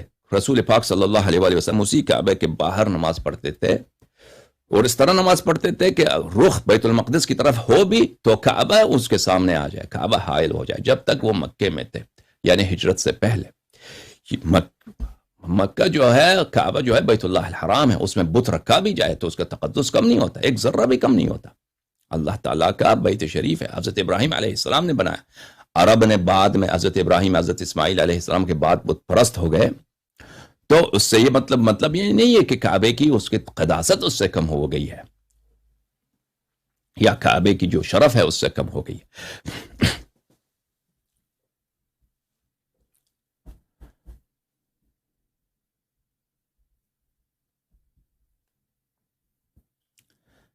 ملاحظہ فرمائیے عزیزو، یہ کتاب ہے تذکرۃ الخواص لابن الجوزی. یہ کتاب مخطوط ہے، مخطوط سبت ابن الجوزی ہے. مجلس شورائے اسلامی کا جو کتاب خانہ ہے، لائبریری ہے ایران میں، اس مجلس شورائے اسلامی یعنی شاہ کے زمانے سے، اس زمانے سے ان کا بہت بڑا لائبریری ہے وہاں پہ کہ ایران میں. انہوں نے مخطوطات بہت سارے جمع کیے ہیں اس مجلس میں، جو شاہ کے زمانے سے اس زمانے میں مجلس چلا آ رہا تھا. ایران کا جو پارلیمنٹ ہے اس کا بہت بڑا لائبریری ہے. اور بہت سارے لوگوں نے، دنیا کے مختلف علاقوں سے لوگوں نے اپنے جو مخطوطات ہیں ان کے، وہ ہدیے کے طور پہ دیتے تھے، کیونکہ مخطوطات ضائع ہو جاتی ہیں تو ان کو حفاظت کے لیے کوئی شخص چاہتا ہے کہ مخطوط ضائع نہ ہو جائے اس کے مرنے کے بعد، تو وہ ہدیہ کرتے ہیں کس کو؟ یہ ایسے لائبریریز کو جو ان کا خیال رکھے. اچھی بات ہے. تذکرۃ الخواص، یہاں پہ سبت ابن الجوزی جو اپنے زمانے میں بہت بڑا عالم تھا جماعت عمریہ کا، وہاں پہ یہ روایت کرتے ہیں. میرے عزیز ملاحظہ فرمائیے، وقال اکرمہ بربری جو رجال بخاری مسلم وغیرہ میں سے ہیں، ابن عباس کا جو غلام رہا ہے، خود بھی خارجی تھا، ملعون تھا، بڑا دشمن تھا اہل بیت علیہم السلام. اس نے روایت کی كانت تطوف بالبيت وهي حاملة بأمير المؤمنين عليه السلام فضربها الطلق ففتح لها باب الكعبة فدخلت فوضعته فيها. اکرمہ کی روایت موجود ہے کہ حضرت فاطمہ بنت اسد سلام من اللہ علیہا، سلام من اللہ علیہا، سلام من اللہ علیہا، وہ خانہ کعبہ کے طواف کر رہی تھی تو ان کو درد ہے، جو بچے لانے کے درد ہوتا ہے، اس درد میں پڑ گئیں تو دروازے کعبہ اللہ کے حکم سے ایک دفعہ کھل گیا، داخل ہو گئیں تو پھر وہاں پہ انہوں نے ان کی پیدائش ہو گئی، امیر المؤمنین علیہ السلام کی پیدائش ہو گئی. یہ کتاب ہے مناقب امیر المؤمنین سید المسلمین سلام اللہ علیہ، حافظ ابن مغازلی ابو الحسن الواسطی المعروف بابن المغازلی، ان کی کتاب سنہ 2003 میں یہ کتاب چھپی ہے. یہاں پہ ملاحظہ فرمائیے حدیث نمبر 3 صفحہ نمبر 26 مولد امیر المؤمنین علیہ السلام. یہاں پہ طویل حدیث جو امام زین العابدین علیہ السلام، یہ بھی مخالفین کی کتب میں سے ہے، وہاں سے روایت کرتے ہیں کہ امیر المؤمنین علیہ السلام کی ولادت اس طرح ہوئی کہ کچھ خواتین کعبے کے ساتھ تھے تو حضرت ابو طالب علیہ السلام تشریف لائے، بہت پریشان، بہت غمزدہ. لوگوں نے پوچھا کہ کیوں آپ غمزدہ ہیں؟ تو حضرت ابو طالب علیہ السلام نے اپنے دونوں ہاتھ چہرے پہ رکھا اور کہا کہ میری وائف جو ہیں، میری جو بیگم جو ہیں، ان کو بچے لانے کا درد ہے، ان کو کافی تکلیف ہے. تو اس وقت وہی وقت حضرت رسول پاک صلی اللہ علیہ وآلہ وسلم تشریف لائے اور انہوں نے اپنے چچا کا ہاتھ لیا اور وہ گئے اور انہوں نے حضرت فاطمہ بنت حسد سلام اللہ علیہ کو اپنے ساتھ لایا، حضرت ان کے چچا بھی تشریف لائے اور ان کو خانہ کعبہ میں داخل کر دیا اور پھر امیر المؤمنین علیہ السلام کی پیدائش ہو گئی. تو اس روایت کے مطابق رسول پاک صلی اللہ علیہ وآلہ وسلم نے خود داخل کیا ان کو خانہ کعبہ میں. اچھا، پھر وہ راوی کہتے ہیں، راوی ایک عورت ہے، وہ کہتی ہے لم ارا کحسن وجہی، میں نے ان بچے کو دیکھا کہ وہ امیر المؤمنین علیہ السلام کی پیدائش جب ہوئی، اس جیسا حسین بچہ میں نے کبھی زندگی میں نہیں دیکھا، بہت حسین تھے. اور ان کا نام حضرت ابو طالب علیہ السلام نے علی رکھا، وحملہ النبی صلی اللہ علیہ وآلہ حتی اداہ الی منزلہا. پھر حضرت ابو طالب علیہ السلام نے ان کا نام علی رکھا سلام من اللہ علیہ، اور رسول پاک صلی اللہ علیہ وآلہ وسلم نے ان کو اپنے گود میں لیا اور خانہ کعبہ سے ان کو اپنے گھر لے گئے. اور ہماری روایات کے مطابق بہت ساری روایت موجود ہیں کہ رسول پاک صلی اللہ علیہ وآلہ وسلم نے شروع ہی سے وہی خانہ کعبہ سے جب حضرت فاطمہ بنت اسد سلام اللہ علیہ خارج ہوئی ہیں تو امیر المؤمنین علیہ السلام کو گود میں لیا ہے، پھر ان کو چھوڑا نہیں ہے. یعنی پرورش امیر المؤمنین علیہ السلام کو کن کے ذمے تھی؟ نہ حضرت ابو طالب علیہ السلام کے ذمے تھی، نہ حضرت فاطمہ بنت اسد سلام اللہ علیہ کے ذمے، بلکہ رسول پاک صلی اللہ علیہ وآلہ وسلم کے ذمے. ان کو اپنے ساتھ لیا، اپنے سینے پہ رکھا، اپنے سینے پہ ان کو بڑا کیا. ان کے لیے جو گہوارہ تھا بالکل اپنے بستر کے ساتھ لگاتے تھے رسول پاک صلی اللہ علیہ وآلہ وسلم. ان بستر کو ہلانے والا کون تھے؟ امیر المؤمنین علیہ السلام کو رسول پاک صلی اللہ علیہ وآلہ وسلم. اچھی بات ہے. ایک اور جملہ میں بھول گیا، میں آپ کو کتاب تذکرۃ الخواص ابن الجوزی سے دکھانا مجھے چاہیے تھا. یہ تذکرۃ الخواص ہے ابن جوزی کی. یہاں پہ ایک جملہ اس نے نقل کیا ہے، یہاں پر ملاحظہ فرمائیے کہ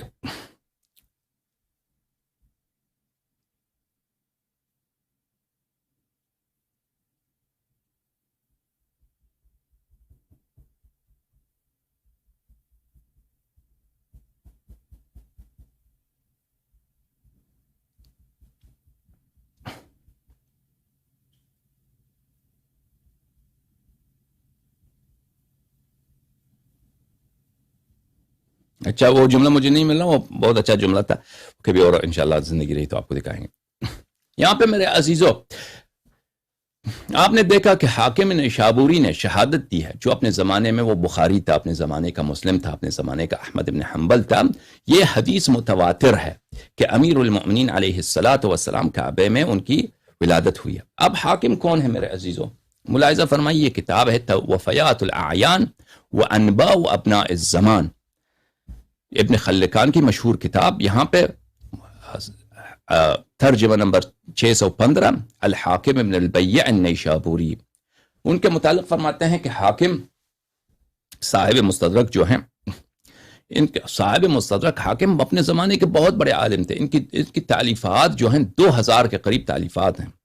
2000 کی تعلیف ابھی آ جائے گا انشاءاللہ تبارک و تعالی. امام اہل الحدیث فی عصرہ، یہ اپنے زمانے میں اہل حدیث کے امام تھے.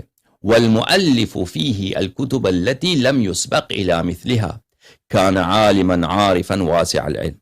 اپنے زمانے میں اس نے ایسی کتابیں لکھی ہیں علم حدیث میں کہ کسی ان سے پہلے نہ بخاری، نہ مسلم، نہ احمد بن حنبل، کسی نے ان جیسا کتاب نہیں لکھا ہے حدیث میں. اچھا،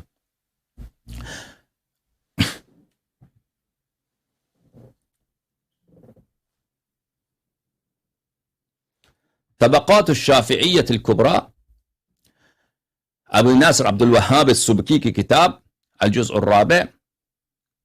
یہاں پہ ملاحظہ فرمائیے صفحہ نمبر 155 میں، ترجمہ نمبر 328 میں، حاکم نیشابوری کا ترجمہ، الحاکم المعروف بابن البیع. ومن نظره عرف تفنن الرجل في العلوم جميعها.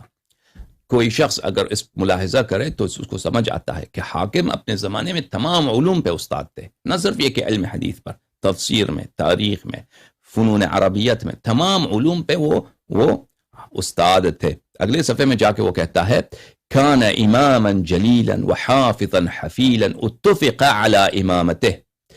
وہ ایک بہت ہی جلیل امام اور بڑے حافظ تھے. اتفق، ان کی امامت جو ہے، ان کی امامت کیا ہے؟ اجماعی ہے، اجماع ہے ان کی امامت پر. معاف کیجیے گا، کیا ہوا؟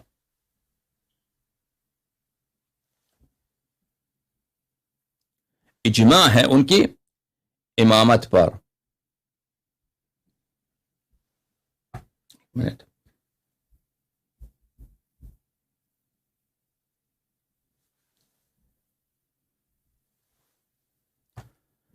اور ان کی جلالت پر اور ان کے عظم قدر پر، ان کے عظیم القدر ہونے پہ سب علماء کا اجماع ہے.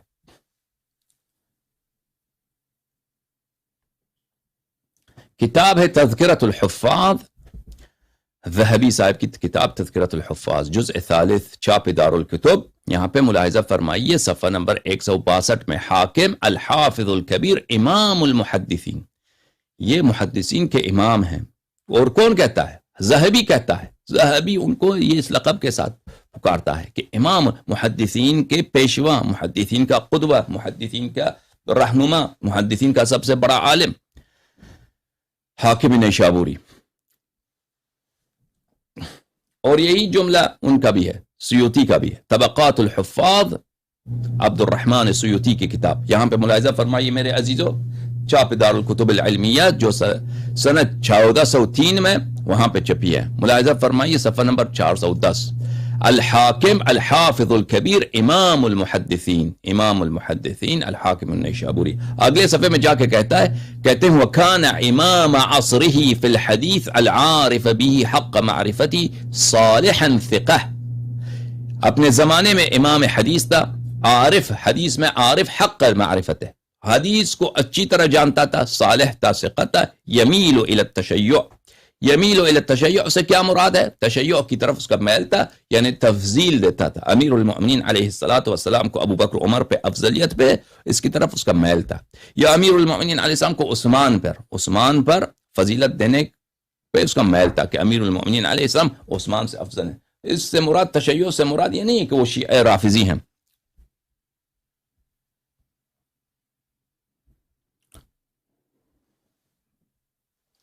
اتحاف المرتقی بتراجم شیوخ البیحقی، تالیف محمود بن عبد الفتاح النخال.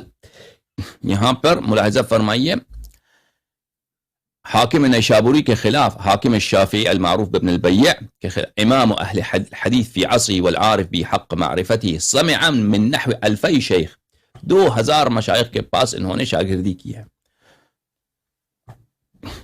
عبد الغافر فارسی نے اپنے کتاب تاریخ میں لکھا ہے کہ حاکم نیشابوری امام اہل الحدیث فی عصری والعارف بھی حق معرفت ہے. اور اس کی کتابیں بہت زیادہ ہیں، 2000 کے کتاب اس نے، 2000 کے قریب اس نے کتاب لکھی ہیں. یہاں پہ لکھا ہے فاتفق له من التصانیف ما لعله يبلغ قریبا من 1000 جز. معاف کیجیے میں نے 2000 کہا بلکہ 1000 کہاں کہ 1000 کتاب اس نے لکھے ہیں, 1000 کتاب اس نے لکھی ہیں. اور پھر کہا وَمَضَى إِلَىٰ رَحْمَةِ اللَّهِ وَلَمْ يُخْلِفْ فِي وَقْتِهِ مِثْلَهُ. ان کی جب وفات ہوئی ہے تو ان جیسا عالم کوئی نہیں تھا پورے عالم اسلام میں. حاکم نیشابوری. اور یہ کس زمانے کی بات ہے میرے عزیزو؟ وہ اس زمانے کی بات ہے جب علم بہت زیادہ ہوتا تھا, حدیث بہت زیادہ ہوا کرتی تھی. سمجھ میں آ رہی نا؟ تو ایسے عالم جو اپنے زمانے میں, اپنے زمانے کا بخاری تھا اور مسلم تھا, اور اس زمانے میں حدیث بہت زیادہ تھا, اور ان کا کام ہی تھا حدیث کی تدریس کرنا اور حدیث کے متعلق تعلیف کرنا. وہ کہہ رہا ہے کہ یہ حدیث متواتر ہے کہ امیر المؤمنین علیہ الصلاۃ والسلام خانہ کعبہ میں پیدا ہوئے. اچھی بات ہے.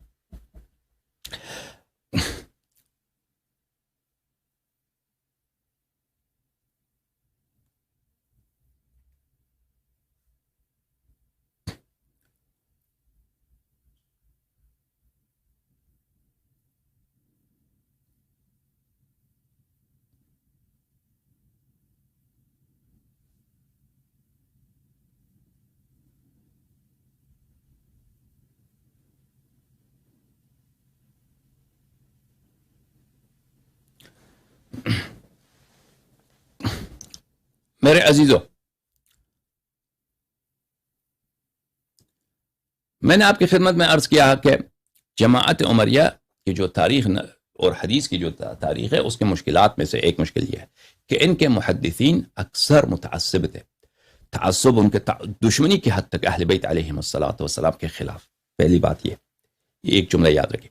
دوسری طرف کیا ہے کہ ان کے یہ جو گورنمنٹس میں یہ گزرے ہیں, ان کے گورنمنٹس کیا تھے, ان کے گورنمنٹس, ان کی حکومتیں جو تھیں ان کی دشمنی تھی اہل بیت علیہم السلام سے.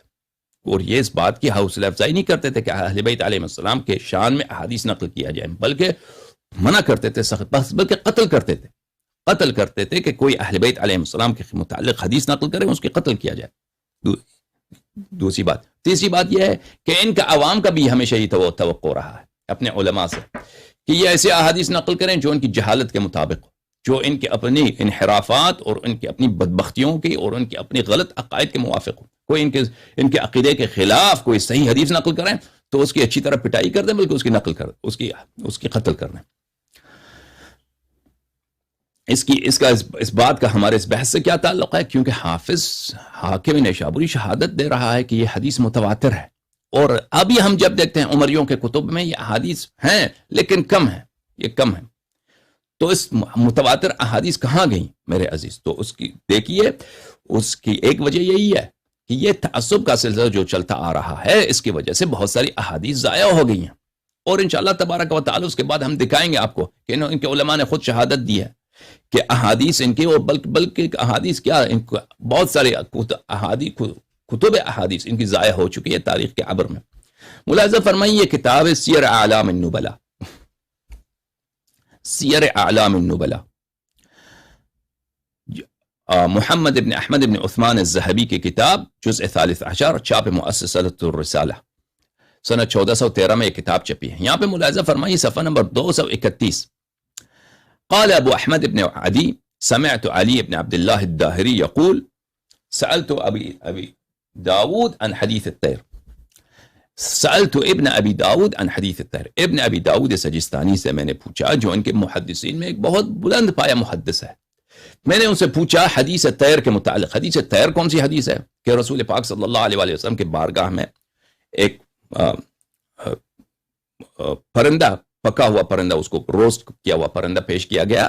تو رسول پاک صلی اللہ علیہ وسلم نے دعا کی, اللہم ایتینی بأحب خلقک الیک یأکل معی ھذا الطیر, کہ پروردگارا اب تیرے نزدیک جو سب سے محبوب تیرا بندہ ہے, سب سے پیارا جو تیرا بندہ ہے, سب سے افضل, سب سے اعلم, سب سے اتقا, کیونکہ وہی اللہ کے نزدیک احب ہوتا ہے, سب سے زیادہ محبوب ہوتا ہے جو سب سے زیادہ اتقا ہو, جس کا ایمان زیادہ ہو, جو گناہوں سے دوری کرتا ہو, جس کا علم سب سے زیادہ ہو, جو تمام نیکیوں میں سب سے بہتر ہو.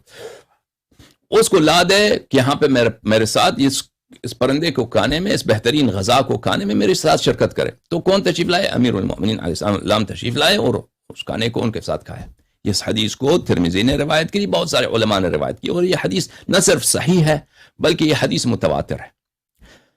تو کہتا ہے کہ میں نے ابن ابی داؤد سجستانی سے پوچھا یہ حدیث طیر کے متعلق تیرا کیا نظر ہے، کیا رائے ہے؟ تو اس نے فتویٰ دے دیا، فقال ان صح حدیث الطیر فنبوۃ النبی صلی اللہ علیہ وآلہ وسلم باطل۔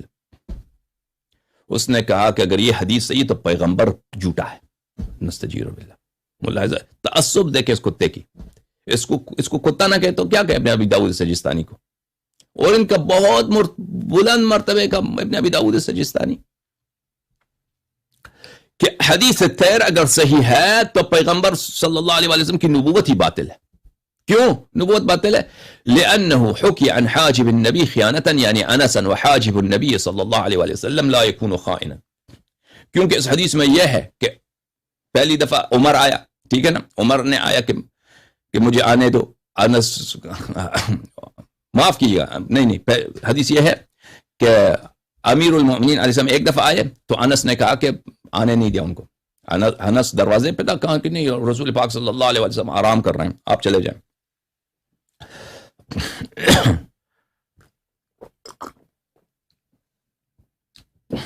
رسول پاک صلی اللہ علیہ وسلم آرام کر رہے ہیں، تو اس کو غصہ تھا انس کو کہ پیغمبر صلی اللہ علیہ وسلم کے ساتھ جو ہے کھانا کھانے کے لیے کوئی میرا قوم آ جائے، کوئی میرے انصار کا کوئی آدمی ہو۔ تو دوسری دفعہ آیا، پھر میں نے منع کیا، تو تیسری دفعہ جب آئے امیر المؤمنین علیہ السلام تو رسول پاک صلی اللہ علیہ وسلم نے پکارا کہ انس تو کیا کر رہا ہے، کیوں ان کو رد کر رہے ہو، آنے دو ان کو۔ تو پھر امیر المؤمنین علیہ السلام تشریف لائے، انہوں نے کھانا کھایا، اچھی بات، کیونکہ اس حدیث میں یہ ہے کہ جو رسول پاک صلی اللہ علیہ وسلم کا جو خادم ہے، جو دروازے میں کھڑا آدمی ہے، حاجب بولتے ہیں جو دروازے میں کھڑا ہوتا ہے، دروازہ بان جو ہے، وہ اس نے خیانت کیا، اس نے امیر المؤمنین علیہ السلام کو آنے نہیں دیا۔ اور حاجب النبی لا یکون خائنا، ہاں نبی کریم صلی اللہ علیہ وسلم کے دروازے میں جو شخص کھڑا ہوتا ہے وہ خائن نہیں ہوتا، وہ غداری نہیں کر سکتا۔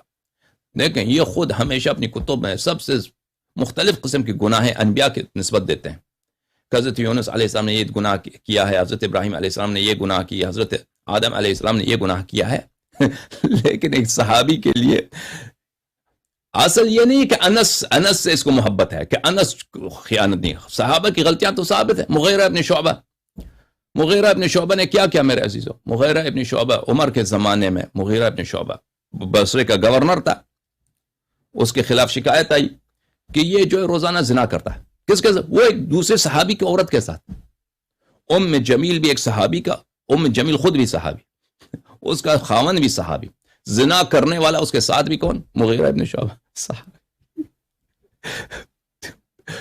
اور اس کی شہادت بھی کس دی ہے؟ صحابیوں نے شہادت دی، صحابہ نے شہادت دی۔ تو صحابہ کا وفد آ گیا عمر کے پاس کہ یہ آپ کا گورنر جو ہے یہ سارا دن اس کے گھر میں جا کے وہ زنا ہی کر رہا ہوتا ہے، وہ اس کا کام ہی زنا کرنا ہے، ہم نے خود اپنے آنکھوں سے دیکھا۔ تو عمر نے ان کو دھمکی دی، شہود نے جب شہادت دے رہے تھے تو عمر نے چوتھے شاہد کو دھمکی دی، تو اس کا زبان جو ہے کچھ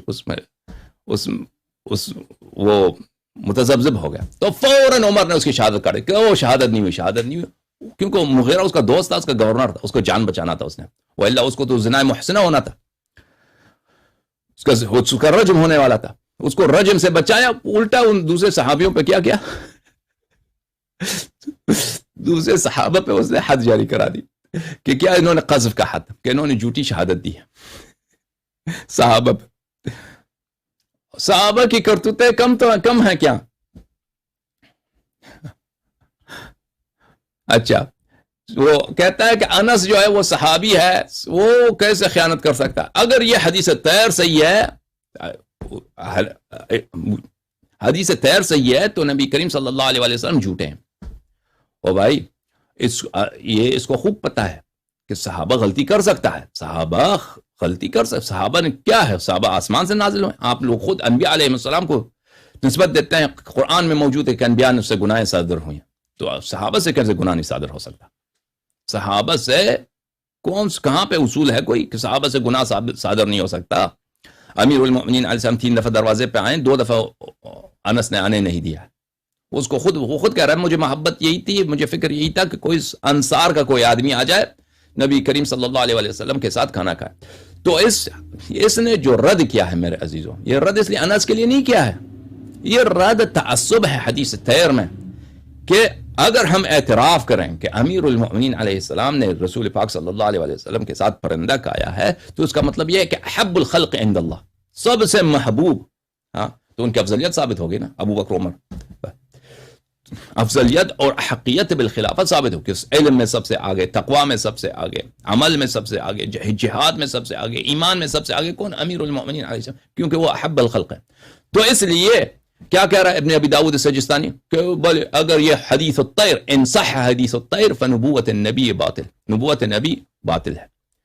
تو ذہبی کہتا ہے هذه عبارة ردیئہ وکلام النحس، ذہبی کہتا ہے کہ یہ عبارت، یہ کلمات جو ہیں ابن ابی داود سجستانی کے بہت گھٹیا کلمات ہیں، اور یہ کلمات بہت منحوس کلمات ہیں۔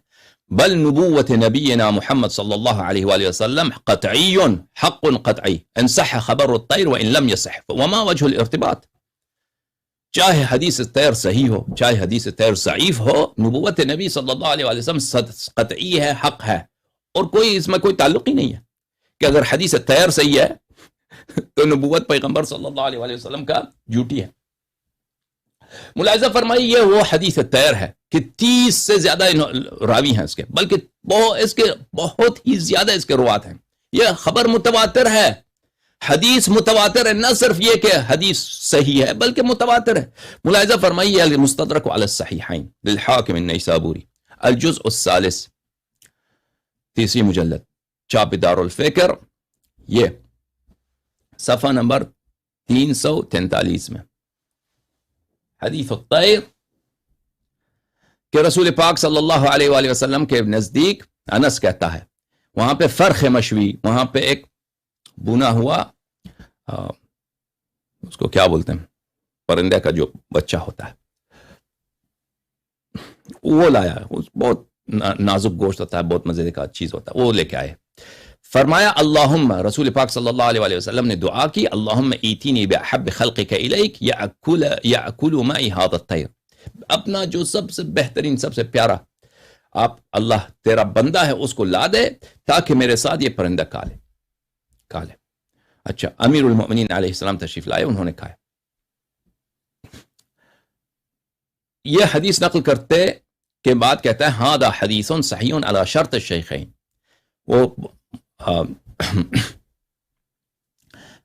کہتا ہے کہ یہ حدیث صحیح ہے بشرط شیخین، بشرط بخاری و مسلم، ولم یخرجہ، بخاری مسلم نے اس کی روایت نہیں کیا ہے لیکن یہ حدیث صحیح ہے بشرط بخاری و مسلم۔ قد رواہ انس عن انس جماعت من اصحابہ زیادتا علی 30 نفسا، انس سے 30 سے زیادہ تابعین نے نقل کیا ہے، 30 سے زیادہ تابعین نے اس حدیث کو انس سے نقل کیا ہے، تو پھر کیا ہوا؟ تو پھر متواتر ہے، پھر اتنے زیادہ انہوں نے انس سے نقل کیا ہے کہ انس کے بعد یہ حدیث متواتر ہے، بلکہ انس سے پہلے بھی یہ حدیث متواتر ہے۔ کبھی آپ ثابت ہو کہ یہ بہت سارے صحابہ نے روایت کی اس حدیث کو۔ ثم صحت الروایت، پھر وہ خود کہتا ہے یہ حدیث صحیح طریقے سے روایت ہوا ہے، ان علی امیر المؤمنین علیہ السلام سے، ابو سعید الخدری سے، وہ سفینہ سے، سفینہ بھی ایک صحابی ہیں، ان سے بھی روایت ہوئی ہے، ٹھیک ہے نا۔ یہ کس کا قول ہے؟ حاکم کا قول۔ اچھا، ملاحظہ فرمائیے، اب میں نے کہا نا یہ کتنے متعصب لوگ ہیں۔ ہاں، خود ذہبی کا ابھی آپ نے دیکھا، ذہبی نے کیا شہادت دی؟ ذہبی نے کہا کہ حاکم امام المحدثین ہے اپنے زمانے میں، ان جیسا محدث بہت کم گزرے ہیں، اس نے خود شہادت دی، ٹھیک ہے نا۔ اس کے بعد کیا کہا؟ امام المحدثین نے کیا شہادت دی کہ 30 سے زیادہ لوگوں نے انس سے روایت کی ہے، سو انس سے تو قطعی ہے اس کا حدیث۔ اس کے علاوہ پھر بھی شہادت دی کہ حدیث صحیح طریقے سے روایت ہوئی، کس کے ساتھ؟ امیر المؤمنین علیہ السلام سے، اور کن سے؟ ابو سعید خدری سے اور سفینہ سے، ٹھیک ہے نا۔ شہادت کے بعد دیکھیں وہ کیا کہتا ہے حافظ ذہبی، کہتا ہے ابن عیاض لا عارفہ، کہتا ہے یہاں پہ ایک ایسا شخص ہے ابن عیاض، میرے لیے مجہول ہے، وہ شخص میرے لیے مجہول ہے۔ ابن عیاض کون ہے؟ سند میں دیکھیے، ملاحظہ فرمائیے، سند میں یہ ہے حدثنا محمد بن احمد بن عیاض ابن ابی طیبہ، یہ روات میں سے ایک راوی ہے۔ اچھا، کہتا ہے میں اس کو نہیں جانتا، وَلَقَدْ كُنْتُ زَمَانًا طَوِيلًا أَنَّ أَظُنُّ أَنَّ حَدِيثَ الطَّيْرِ لَمْ يَجْسِرْ الْحَاكِمْ أَنْ يُوَدَّعَهُ فِي مُسْتَدْرَكِهِ. میں بہت زمانے تک میری رائے یہی تھی کہ حافظ ذہبی کے معاف کیجیے گا حاکم کی جرأت نہیں ہے کہ حدیث الطیر اتنی ضعیف حدیث ہے کہ اس کو اپنی کتاب مستدرک میں شامل کر دے، مستدرک میں شامل کر دے، ٹھیک ہے نا. فلما علقت على هذا الكتاب رأيت الهول من الموضوعات التي فيه فإذا حديث الطير بالنسبة إليها سما. لیکن میں نے جب اس کتاب کو دیکھا ہے، کہتا میں ابن عیاض کو نہیں جانتا، ابن عیاض کون ہے میرے لیے مجہول ہے. بہت عرصے تک میرا یہی تأثر تھا کہ حافظ حاکم نیشابوری کی یہ جرأت نہیں ہے کہ حدیث طیر کو مستدرک میں شامل کر دیں. لیکن جب میں نے اس کو دیکھا، اب اس کتاب کو دیکھا تو اس میں بہت ساری جھوٹی احادیث اس نے شامل کر دی ہیں، تو ان کے نسبت سے حدیث الطیر تو آسمان میں ہے، اس کے نسبت عزیز الطیر تو کوئی پرواہ نہیں ہے. تو میرے عزیزوں خوب دیکھیے کہ ذہبی کی تعصب دیکھیے کہ ایک شخص کو تم نہیں جانتا، اعلان کے میرے معزز ناظرین کتاب الموقظہ میں، الموقظہ فی علم الدرایہ میں، درایۃ الحدیث میں خود ذہبی یہی کہتا ہے کہ اگر ایک شخص مجہول ہو لیکن اس کی حدیث حاکم نے تصحیح کی ہو تو حاکم کی تصحیح سے ہمیں پتہ چلتا ہے کہ یہ شخص ثقہ ہے، یہ شخص ثقہ ہے، یہ شخص ثقہ. ٹھیک ہے، تو ابن عیاض کو نہیں جانتا، تو کہہ دے کہ ابن عیاض کو نہیں جانتا، تو کیوں طعن کرتا ہے اس حدیث پر؟ تیری علم کم ہے، تو نہیں جانتا. پھر اس کے علاوہ حاکم شہادت دیتا ہے کہ 30 سے زیادہ لوگوں نے، 30 تابعین نے روایت کی، کن سے؟ انس سے. اس کے علاوہ امیر المؤمنین علیہ السلام سے، ابی سعید خدری سے، سفینہ سے روایت ہوئی ہے. اس سے تو تواتر ثابت ہوتا ہے. رامی تو آ کے کہتا ہے کہ یہ مجھے میرا یہی اندازہ تھا کہ حاکم کی جرأت ہی نہیں ہوگی کس حدیث کو کس کتاب میں شامل کرے. ٹھیک ہے نا.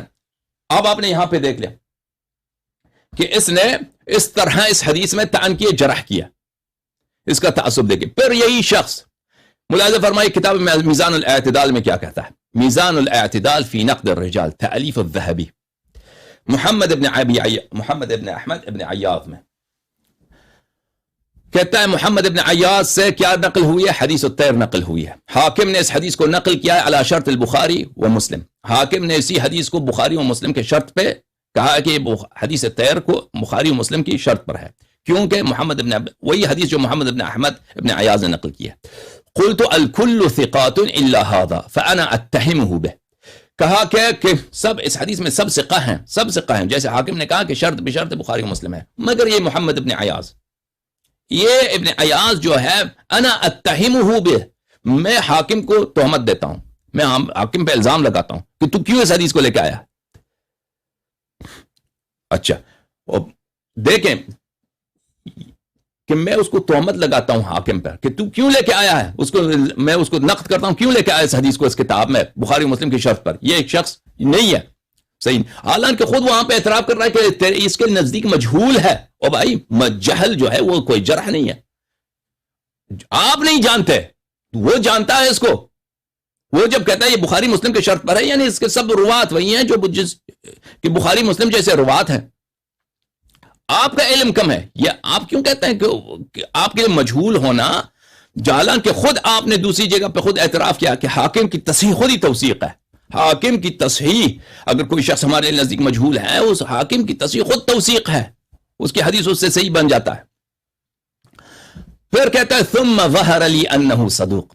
ہاں، اس کتاب کو لکھنے کے بعد کہ اس نے کہا کہ یہ شخص، میں اس تہمت لگاتا ہوں، پھر بعد میں اس نے اسے اضافہ کیا کہ بعد میں مجھے پتا چلا کہ یہ شخص یہ بھی سچا ہے. تو اس کا بھی اعتراف ہوا کہ وہی سند جس کے سند کے متعلق حاکم نے کہا ہے کہ یہ بشرط بخاری و مسلم ہے، یہ سند کیا ہے؟ یہ سند بنفسی صحیح ہے، بنفسی صحیح. اس کے علاوہ حاکم نے شہادت دی کہ 30 سے زیادہ لوگوں نے اس کو انس سے روایت کی ہے. اس کے علاوہ امیر المؤمنین علیہ السلام ابو سعید اور سفینہ سے روایت ہوئی ہے. اس کے باوجود اس نے کیا لکھا تھا کتاب میں؟ دیکھیں کہ مجھے میں بہت عرصے تک یہی سوچتا تھا کہ حاکم کی جرأت نہیں ہوگی کہ حدیث طیر کو نقل کرے، اور اس نے اس الفاظ کے ساتھ ذکر کیا. تو پتہ کیا چلا؟ میرے تعصب ہے نا، تعصب ہے، کیونکہ اس حدیث طیر صریح ہے کہ امیر المؤمنین علیہ السلام احب الخلق عند اللہ ہے،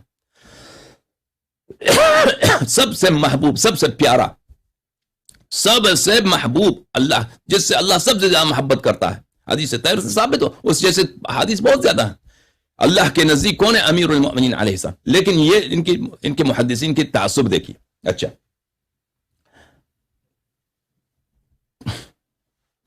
یہ کتاب ہے تذکرۃ الحفاظ ذہبی کی، تذکرۃ الحفاظ، چھاپ حیدرآباد دکن، جزء ثالث تذکرۃ الحفاظ کی۔ ملاحظہ فرمائیں یہاں پر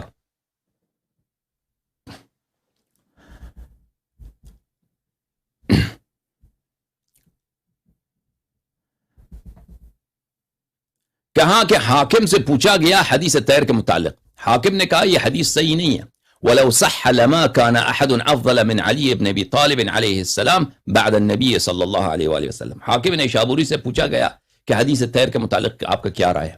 حاکم نے کہا یہ حدیث صحیح نہیں ہے۔ اگر یہ حدیث طیر صحیح ہے، حاکم نے کہا تھا شروع کے زمانے میں، وہ بھی علم سے پہلے، اس کو پتہ چلنے سے پہلے، اگر یہ حدیث طیر صحیح ہے تو یہ افضلیت امیر المؤمنین علیہ السلام کی افضلیت ثابت ہے حدیث طیر سے۔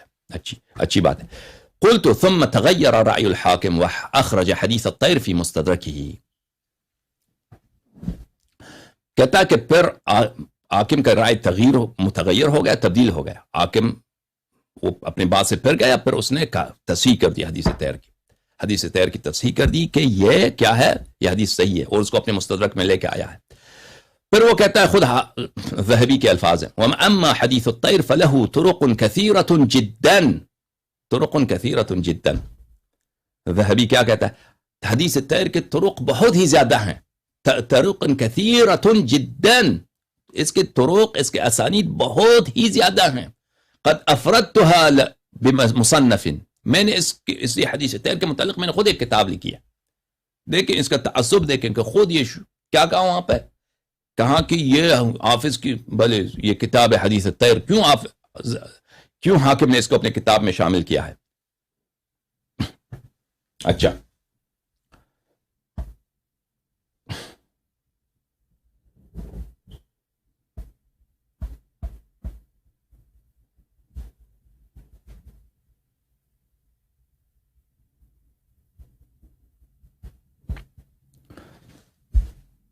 یہ کتاب ہے کتاب فتح الملک العلی بصحت حدیث باب مدینة العلم علی، کتاب فتح الملک العلی بصحت حدیث باب مدینة العلم علی، تعلیف ہے یہ محمد بن احمد بن صدیق الغماری کی، احمد بن محمد بن صدیق غماری، جو ان کی وفات ہوئی ہے سنہ 1380 ہجری میں، یعنی 60 سال پہلے۔ مغرب میں رہتے تھے، مغرب یعنی مراکش میں، اور مغاربہ کے بزرگ ترین، بلکہ بلا شک بزرگ ترین، ان کے سب سے عظیم ترین محدث تھے یہ۔ یہاں پہ ملاحظہ فرمائیے میرے عزیزو، اور یہ شیعہ نہیں ہے یہ، بلکہ یہ جماعت عمریہ کے مالکی مذہب کے پیروکار ہیں، اور یہ جماعت عمریہ کے بہت بڑے محدثین میں ان کا شمار ہوتا ہے۔ یہاں پہ ملاحظہ فرمائیے صفحہ نمبر 98 میں، وَأَمَّا الذَّهَبِي، ذہبی دیکھیں کہ یہ خود کیا شہادت دیتے ہیں، شہادت دیتے ہیں اپنے علماء کے خلاف۔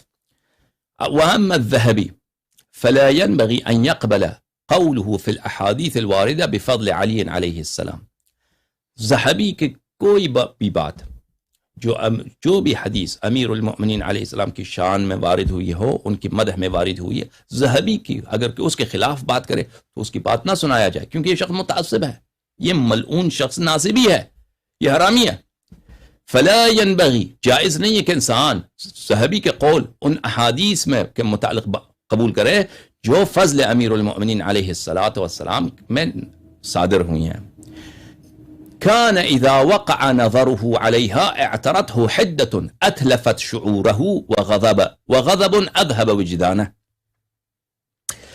ذہبی فإنه سامح اللہ، کہتا ہے اللہ تعالیٰ ذہبی کی مغفرت کرے، ہم کہتے ہیں اللہ اس کی مغفرت نہ کرے بلکہ اس کی لعنت کرے، ایسا تھا کہ کبھی اس کا نظر پڑتا ایسے حدیث پر جس میں علی امیر المؤمنین علیہ السلام کی فضل ہو، تو کیا ہوتا، اعترته حدة، اس کو ایسا غضب اس پہ طاری ہوتا تھا، ایسے تھندی، کیا بولتے ہیں، ایسا کڑواپن، ایسی تلخی اس کو قبضے میں لے لیتا ذہبی کو، اور اس کی جب نظر پڑتی ہے امیر المؤمنین علیہ السلام کی فضیلت پر، جو حدیث اس کی فضیلت پر، اتلفت شعورہ، کہ اس کا شعور، اس کا عقل چلا جاتا اس غصے میں، وغضب اذهب وجدانہ، اور اس کو ایسا غضب اس پہ طاری ہو جاتا جب حدیث اس کو نظر آتا کس کا، امیر المؤمنین علیہ السلام کے فضل پر، کہ اس کا جو ضمیر ہے وہ اپنے اس کے ضمیر کو بھول جاتا تھا، اپنا علم بھول جاتا تھا، سب یہ دین ایمان سب بھول جاتا تھا جب وہ اس کی نظر پڑتی کس پہ، امیر المؤمنین علیہ السلام کی فضیلت پر.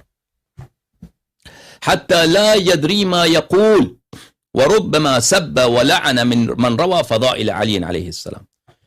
نہ اس کو غصہ آ جاتا ذہبی کو جب وہ نظر پڑتا ہے کس پہ، فضائل امیر المؤمنین علیہ السلام پر، کہ حتی لا یدری ما یقول، کہ وہ اس کو پتہ بھی، خود ذہبی کو بھی نہیں پتہ چلتا کہ کیا کہہ رہا ہے، کیا کہہ رہا ہے. جیسے ابھی میں نے آپ کو مثال دیا نا کہ حدیث طیر کے متعلق حاکم خود کہہ رہا ہے کہ 30 سے زیادہ لوگوں نے انس سے نقل کیا ہے، اس کے علاوہ حدیث صحیح امیر المؤمنین علیہ السلام سے، سفینہ سے، فلان سے، خود کہتا ہے میں اس راوی کو نہیں جانتا، اس کے باوجود کہتا ہے جرأت کیسے ہوئی حاکم نے اس حدیث کو نقل کرے. متواتر حدیث کو نقل کیا آرامی اس نے، تم متواتر حدیث کا متعلق کہہ رہے ہو کہ اس کو کیسے جرأت ہوئی ہے کہ اس نے نقل کیا. متواتر کو نقل نہ کرے تو کیا نقل کرے، اگر متواتر بشرط بخاری و مسلم نہیں تو پھر کیا ہے. ٹھیک ہے، کہتا ہے کہ ذہبی کو جب بھی کوئی حدیث نظر آتا ہے امیر المؤمنین علیہ السلام کی فضل میں، اس کو ایسا غصہ آ جاتا ہے کہ وہ لا یدری ما یقول، اس کو پتہ بھی نہیں ہوتا کہ وہ خود کیا کہہ رہا ہے. وربما سب ولعن من روى فضائل علی علیہ الصلوۃ والسلام، اور ہمیشہ یہ کیا کرتا ہے، سب کرتا ہے، لعنت کرتا ہے جو وہ روات جو امیر المؤمنین علیہ السلام کی فضیلت کو نقل کرتے ہیں. كما وقع له منه في غير موضع في الميزان وطبقات الحفاظ، جیسے کہ اس سے کئی دفعہ اس سے صادر ہوئی ہیں، کہاں پہ، میزان الاعتدال میں، طبقات الحفاظ میں، تحت ستارة ان الحديث موضوع، وہ اس کا بہانہ یہ ہوتا ہے کہ حدیث جعلی ہے. میرے عزیزو، یہ محمد احمد ابن محمد ابن صدیق غماری بالکل صحیح فرما رہے ہیں، بالکل صحیح فرما رہے ہیں. یعنی ذہبی جو ہے، ذہبی 8ویں صدی کا عالم ہے، 8ویں صدی کا عالم ہے. اس کی کتاب دیکھیں، میزان الاعتدال، تاریخ الاسلام وغیرہ میں، کاشف میں. یہ جب بھی یہ اس کا کام ہی یہی ہے ذہبی کا، یہ حدیث دیکھتا ہے کہ اس راوی نے کون سی حدیث نقل کی ہے. اگر کوئی ایسا راوی ہو کہ اس نے امیر المؤمنین علیہ الصلوۃ والسلام کے فضیلت میں حدیث نقل کی ہے، وہ کائناً من کان، وہ جو بھی ہو اس کی وہ تجریح کرتا ہے، جرح کرتا ہے. کوئی بہانہ لے کے آ جاتا ہے، اس کی جرح کرتا ہے. یعنی اس شخص کو یہ جانتا بھی نہیں ہے نا، روات گزرے ہیں مثلا 2 صدی میں، 1 صدی میں، 3 صدی میں، ذہبی کے زمانے سے 400 سال، 500 سال، 600 سال پہلے. یعنی اس کا نہ ذہبی اس کو جانتا ہے، نہ ذہبی کا دادا اس کو جانتا ہے. اتنے پرانے اس درمیان فاصلہ ہے، زمانی فاصلہ ہے. ٹھیک ہے نا، 400-500 سال پہلے آدمی گزرا ہے. اس کے متعلق کہتا ہے یہ ضعیف ہے، یا مثلا یہ منکر ہے، یا مثلا یہ کذاب ہے، جھوٹا آدمی ہے. کیسے کہتا ہے کیسے کہتا ہے؟ وہی اس کے سب جو ہے وہ حدیث جا کے دیکھتا ہے. یارانی جو شخص فضیلت اہل بیت علیہ السلام نقل کرتا ہے، اس کے حدیث کو تضعیف کرتا ہے، جرح کرتا ہے.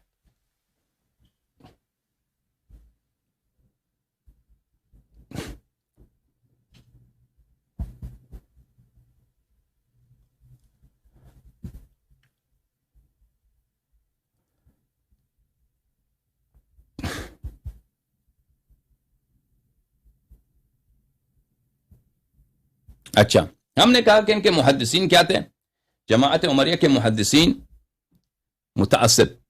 ٹھیک ہے نا،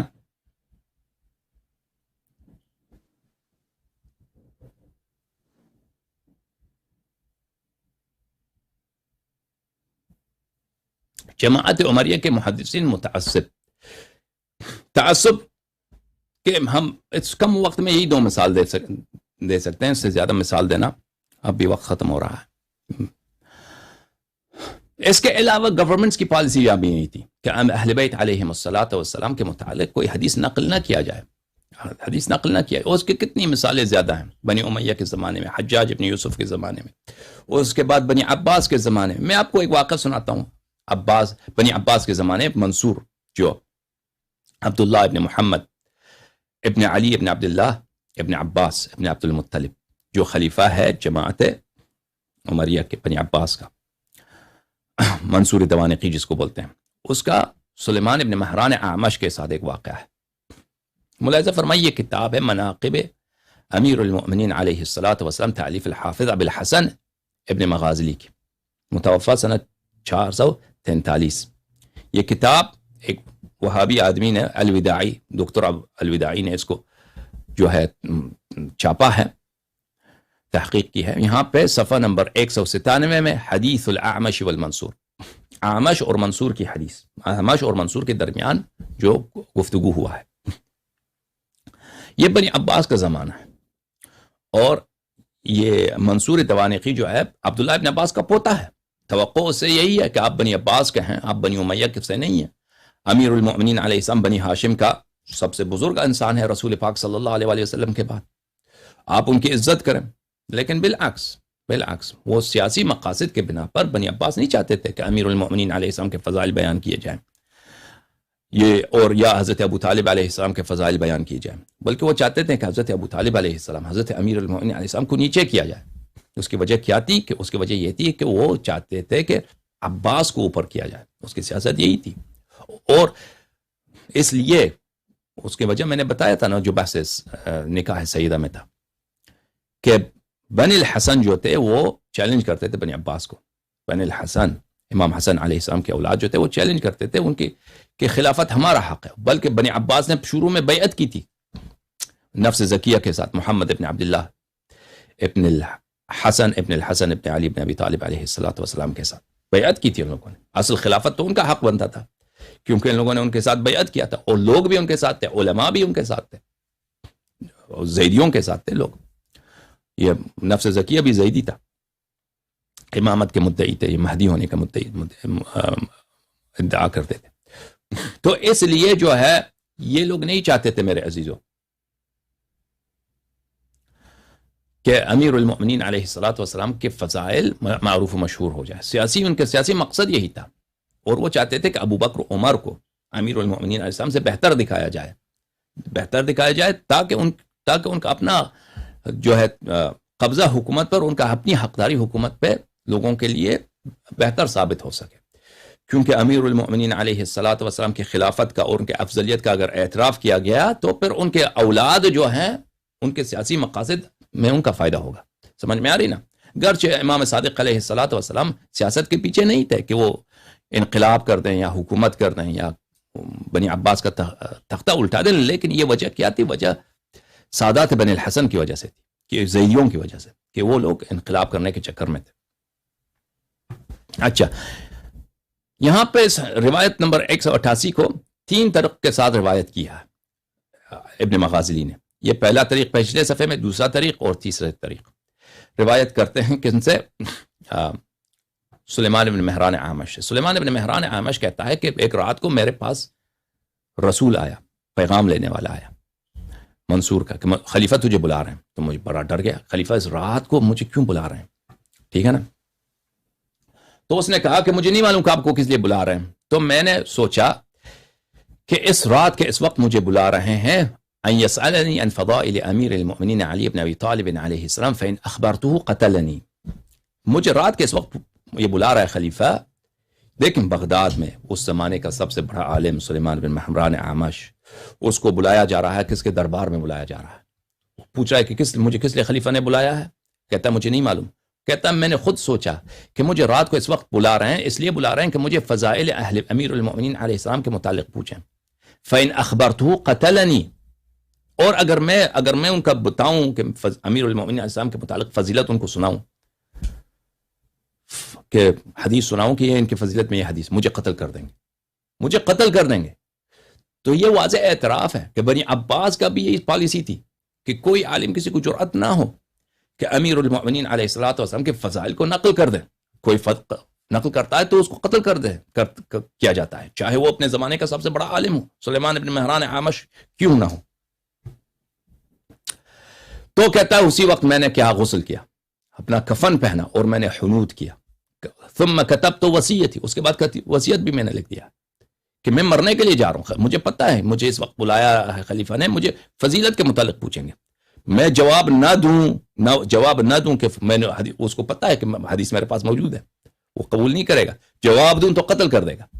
بہرحال اس نے غسل کیا, کفن پہنا, حنوت لگایا, اور کیا وصیت بھی لکھ کے چلا گیا. تم کہتا ہے میں وہ دربار میں گیا, خلیفہ نے مجھے دیکھا کہ قریب آ جاؤ, میں قریب گیا تو اس نے حنوت کا اس کو بو آ گئی, بو اس کے ناک میں آ گئی. تو اس نے کہا تو نے حنوت کیوں لگایا, تو میرے پاس آیا حنوت کیوں لگایا؟ تو میں نے کہا کہ میں نے اس لیے حنوت لگایا, اس نے کہا اگر تو سچ نہ بتا تو مجھے قتل کر دوں گا. یا سلیمان ما هذه الرائحة, یہ بو کیا ہے؟ تصدقنی والا قتلتک, سچ بتاؤ والا میں تجھے قتل کر دوں گا. منصور نے کہا. تو میں نے کہہ دیا کہ میں نے اسی لیے حنوت لگایا ہے کہ آپ مجھے پتہ ہے کہ آپ مجھے فضیلت امیر المؤمنین علیہ السلام کے متعلق پوچھیں گے, اور اگر میں نے نقل کیا تو آپ قتل کر دیں گے. تو اس نے مجھ سے پوچھا کہ تیرے پاس کتنے حدیث ہیں امیر المؤمنین علیہ السلام کے فضیلت میں, کتنے حدیث ہیں؟ تو اس نے پوچھا کہ اس نے مجھے قسم دی کہ میں کون ہوں. میں نے کہا آپ میرے خلیفہ ہیں, آپ اپنے عباس کے بیٹے ہیں. تو میں نے کہا آپ میں اہل بیت میں سے ہوں. ہاں اہل بیت, میں تجھے واسطہ دیتا ہوں, چلو اہل بیت علیہ السلام کے واسطہ کہ میں ان کا رشتہ دار ہوں پیغمبر کا, مجھے بتاؤ کہ تیرے پاس کتنے حدیث ہیں امیر المؤمنین علیہ السلام. تو میں نے کہا کہ میرے پاس 10,000 حدیث ہیں, 10,000 حدیث ہیں. تو اس نے کہا, تو خلیفہ نے کہا کہ میرے پاس 2 حدیث ہیں. خلیفہ نے کہا ایسے حدیث ہیں جو تیرے 10,000 حدیث سے بھی بہتر ہیں امیر المؤمنین علیہ السلام کے فضل میں. لیکن اس نے کیا کہا, شرط لگایا, دیکھو فَإِنْ حَلَفْتَ لِي أَنْ لَا تَرْوِيَهُمَا لِأَحَدٍ مِّنَ الشِّيعَةِ حَدَّثْتُكَ بِهِمَا فَقُلْتُ لَا أَحْلِفُ وَلَا أُخْبِرُ بِهِمَا أَحَدًا مِّنْهُمْ. خلیفہ نے کہا کہ منصور نے کہا میرے پاس 2 حدیث ایسے ہیں امیر المؤمنین علیہ السلام کی فضیلت میں جو تیرے 10,000 حدیث سے بھی بہتر ہیں, لیکن ایک شرط ہے کہ تو وعدہ کر دے اور قسم کھا لے. آمش تو قسم کھا لے, وعدہ کر دے کہ 2 حدیث کو کبھی کسی شیعہ کو نہ سناؤ گے, صرف نواسب کو سنانا چاہو تو نواسب کو سناؤ, محبین امیر المؤمنین علیہ السلام کو نہ سناؤ تاکہ یہ حدیث پھیل نہ جائے.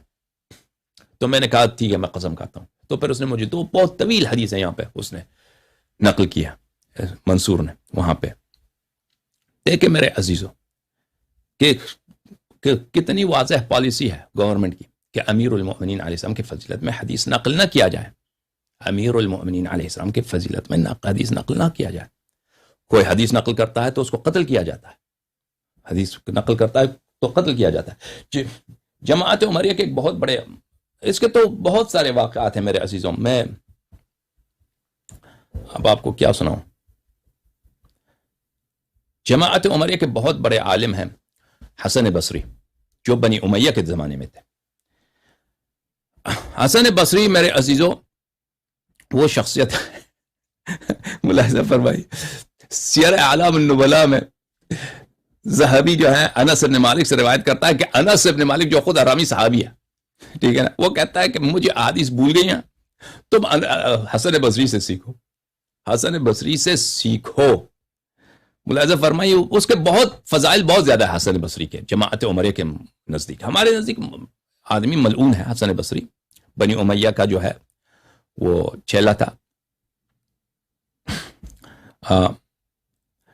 لیکن ابھی میرے پاس وقت کم ہو رہا ہے تو میں سیر اعلام آپ کو نہیں دکھاؤں گا, اور اس کے جو فضائل سیر اعلام میں نقل کیے ہیں انہوں نے وہ نہیں دکھاؤں گا. ملاحظہ فرمائیے تہذیب الکمال فی اسماء الرجال للحافظ المزی, المجلد السادس, چھاپ مؤسسۃ الرسالہ, سنہ 1985 میں چھپی ہے. ملاحظہ فرمائیے یہاں پر صفحہ نمبر 124, یونس ابن عبید کہتے ہیں کہ میں نے حسن بصری سے پوچھا یا ابا سعید انک تقول قال رسول اللہ صلی اللہ علیہ وآلہ وانک لم تدرکو. میں نے حسن بصری سے پوچھا, حسن بصری حرامی تو بہت دفعہ کہتا ہے کہ قال رسول اللہ صلی اللہ علیہ وآلہ, قال رسول اللہ صلی اللہ علیہ وآلہ, تو ہمیں تو پتہ ہے کہ تو نے رسول پاک صلی اللہ علیہ وآلہ وسلم کو درک نہیں کیا ہے, ادراک ہی نہیں کیا ہے, تو کیسے نقل کرتا ہے قال رسول اللہ صلی اللہ علیہ وآلہ. تو حسن بصری نے کہا یا ابن اخی, بھتیجے, لقد سألتنی عن شیء ما سألنی احد قبلک، بتیجے تو نے ایک ایسے مسئلے سے پوچھا ہے کہ آپ سے پہلے کسی نے نہیں پوچھا. یعنی ایسے زمانے میں رہتے تھے سب لوگ بھی بے وقوف. حسن بصری جو ہے اس کی ولادت عمر کے خلافت کے انتہا میں ہوئی ہے. عمر کے خلافت کے انتہا میں حسن بصری کی ولادت ہوئی مدینے میں. یعنی عمر کی خلافت کے 2 سال اس نے دیکھے ہیں، اس کے بعد 12 سال کچھ عثمان کی خلافت ہے. پھر امیر المؤمنین علیہ السلام کی شہادت کے وقت اس کی عمر جو ہے تقریباً 18-19 سال اس کی عمر تھی حسن بصری کی. تو اس نے امیر المؤمنین علیہ السلام سے حدیث نقل کی ہے. اور جماعت عمریہ کے حفاظ حافظ ابن حجر عسقلانی، حافظ ابن حجر حیتمی مکی، یوسف مزی، یہ سب اس بات کی تائید کرتے ہیں کہ اس نے امیر المؤمنین علیہ السلام سے اس کی حدیث صحیح ہے، اس نے ملاقات کی. چونکہ شہادت کے وقت اس کی عمر 19 سال تھی، اور یہ کافی جو ہے حسن بصری جو ہے کافی تیز ذہین لائق انسان تھا. تو اس نے کہا کہ آپ نے مجھے ایسا سوال کیا ہے کہ اس سے پہلے کسی نے مجھ سے نہیں پوچھا ہے. یعنی تو ایسے زمانے میں رہتا تھا کہ سب لوگوں کو پتا ہے کہ یہ اس کی عمر اتنی نہیں ہے کہ اس نے رسول پاک صلی اللہ علیہ وسلم کو دیکھا ہو، اور یہ حدیث نقل کرتا ہے ہمیشہ رسول پاک صلی اللہ علیہ وسلم سے. قال رسول اللہ صلی اللہ علیہ وسلم. اور خود حسن بصری کہتا ہے کہ کسی نے مجھ سے پوچھا ابھی تک نہیں ہے، کسی نے مجھ سے ابھی تک پوچھا نہیں کہ میں یہ حدیث کیسے نقل کرتا ہوں. ولولا منزلتک منی ما اخبرتک، مجھے آپ سے بڑا پیار ہے، اگر آپ سے پیار نہ ہوتا میں آپ کے سوال کا جواب بھی نہیں دیتا. انی فی زمان کما ترا وکان فی عمل الحجاج. اس نے کہا کہ آپ کو ہماری مجبوری کا پتہ ہے. حسن بصری نے کہا ہم ایسے زمانے میں رہتے ہیں، مجبوریوں کا تو تجھے پتہ ہے. اور وہ کون سا زمانہ تھا؟ حجاج ابن یوسف، بنی امیہ کا دوران. مجبوری کا پتہ ہے. اچھا، کل شیء سمعتنی اقول قال رسول اللہ صلی اللہ علیہ وآلہ فهو عن علی بن ابی طالب علیہ السلام. جب بھی تم مجھ سے سن لے، جب میں آپ کو بتاؤں کہ قال رسول اللہ صلی اللہ علیہ وآلہ، تو اس کا مطلب ہے کہ یہ حدیث میں نے امیر المؤمنین علیہ السلام سے سنا ہے. امیر المؤمنین علیہ السلام نے فرمایا ہے کہ رسول پاک صلی اللہ علیہ وسلم نے فرمایا ہے. غیر، لیکن مسئلہ یہ ہے، مجبوری ہے، انی فی زمان لا استطیع ان اذکر علیا، ہم ایسے زمانے میں ہیں کہ ہم اس کا نام بھی نہیں لے سکتے. لا الہ الا اللہ. یعنی اتنی سختی ہے، دیکھیں اتنی سختی ہے گورنمنٹ کی جانب سے کہ اپنے زمانے کا سب سے بڑا عالم امیر المؤمنین علیہ الصلوۃ والسلام کی مدح نہیں بیان کرنا چاہتا کوئی کہ ان کی فضیلت بیان کرے، نہیں، کہ امیر المؤمنین علیہ السلام نے کہا ہے کہ رسول پاک صلی اللہ علیہ وسلم نے فرمایا ہے، یہ اس کو جرأت نہیں ہے. کہتا ہے کہ جب میں مجھ سے سنوں کہ میں نے کہا کہ مرسل میں نے نقل کیا کہ رسول پاک صلی اللہ علیہ وسلم نے فرمایا ہے، تو اس کا مطلب ہے کہ میں نے امیر المؤمنین علیہ السلام سے سنا ہے. لیکن زمانہ ایسا ہے کہ ہم ان کا نام نہیں لے سکتے. زمانہ ایسا ہے، وہ خود کہہ رہا ہے، دیکھ غیر انی فی زمان لا استطیع ان اذکر علیا، میں ان کا نام بھی نہیں لے سکتا، میں ان کا نام بھی نہیں لے سکتا. یہ سلیمان ابن مہران اعمش، معاف کیجیے گا، حسن بصری، ان کی کتب بڑی پڑی ہیں حسن بصری کے احادیث سے. پھر اسی روایت کو دوسری سند کے ساتھ بھی صفحہ نمبر 125 میں حافظ یوسف مزی نقل کرتا ہے.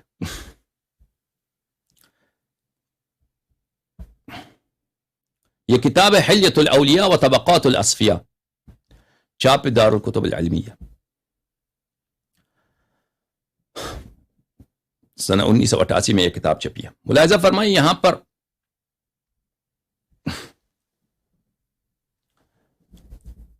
یہ روایت نقل کرتا کہتا ہے ہم نے حسن بصری سے پوچھا یا ابا سعید بلغنا انک تقول لو كان علی یاکل من حشف المدینہ لکان خیرا مما صنع. ہم نے حسن بصری سے کہا کہ حسن بصری، ہم نے سنا ہے کہ آپ نے امیر المؤمنین علیہ السلام کے متعلق یہ کہا کہ اگر امیر المؤمنین یعنی علی، اس نے لفظ علی ہے یہاں پر، سلام من اللہ علیہ، سلام من اللہ علیہ، صلوات من ربہ علیہ، اللہم صل علی محمد وآل محمد. میں لفظ امیر المؤمنین علیہ السلام استعمال کرتا ہوں، لیکن وہ لوگ صرف نام ذکر کرتے ہیں. اچھا، ہم نے یہ سنا ہے کہ آپ نے کہا کہ لو کان علی سلام من اللہ علیہ، امیر المؤمنین علیہ السلام مدینے میں رہتے ہیں اور وہاں پہ حشف کھاتے. حشف کس کو بولتے ہیں؟ حشف اس کھجور کو بولتے ہیں جس کے کوئی ٹیسٹ ہی نہیں ہے، کوئی ذائقہ ہی نہیں، سب سے بیکار کھجور جو بالکل لکڑی کی طرح ہے. اس سے بہتر تھا کہ وہ مدینے میں رہتے ہیں، حشف کھاتے ہیں، وہ کھجور جو بالکل جانوروں کو کھلایا جاتا ہے. لیکن وہ یہ کام جو انہوں نے کیا یہ کام نہ کرتے. کام کیا اس نے عائشہ سے لڑائی کی ہے، طلحہ زبیر سے لڑائی کی ہے، معاویہ سے لڑائی کی ہے، ٹھیک ہے نا. یہ کام نہ کرتے، بس مدینے میں رہتے وہی ہو، اللہ اللہ کرتے اور حشف کرتے. تو آپ نے یہ کہا، تو اس نے حسن بصری نے کہا یا ابن اخی کلمۃ باطل حقنت بها دما، میں نے اپنا جان بچایا بھائی، میں نے کلمہ، یہ بات میں نے، ٹھیک ہے میں نے یہ بات کہی ہے، کلام باطل ہے، میں نے امیر المومنین علیہ السلام کے متعلق میں نے نحس کلمات، یہ غلط کلمات بولے ہیں، لیکن میں نے اپنا جان بچایا ہے، میں نے جان بچایا اپنا.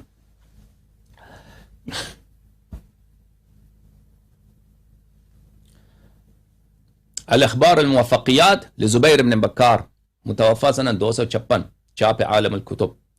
یہاں پر بھی صفحہ نمبر 167 میں یہی روایت ہے.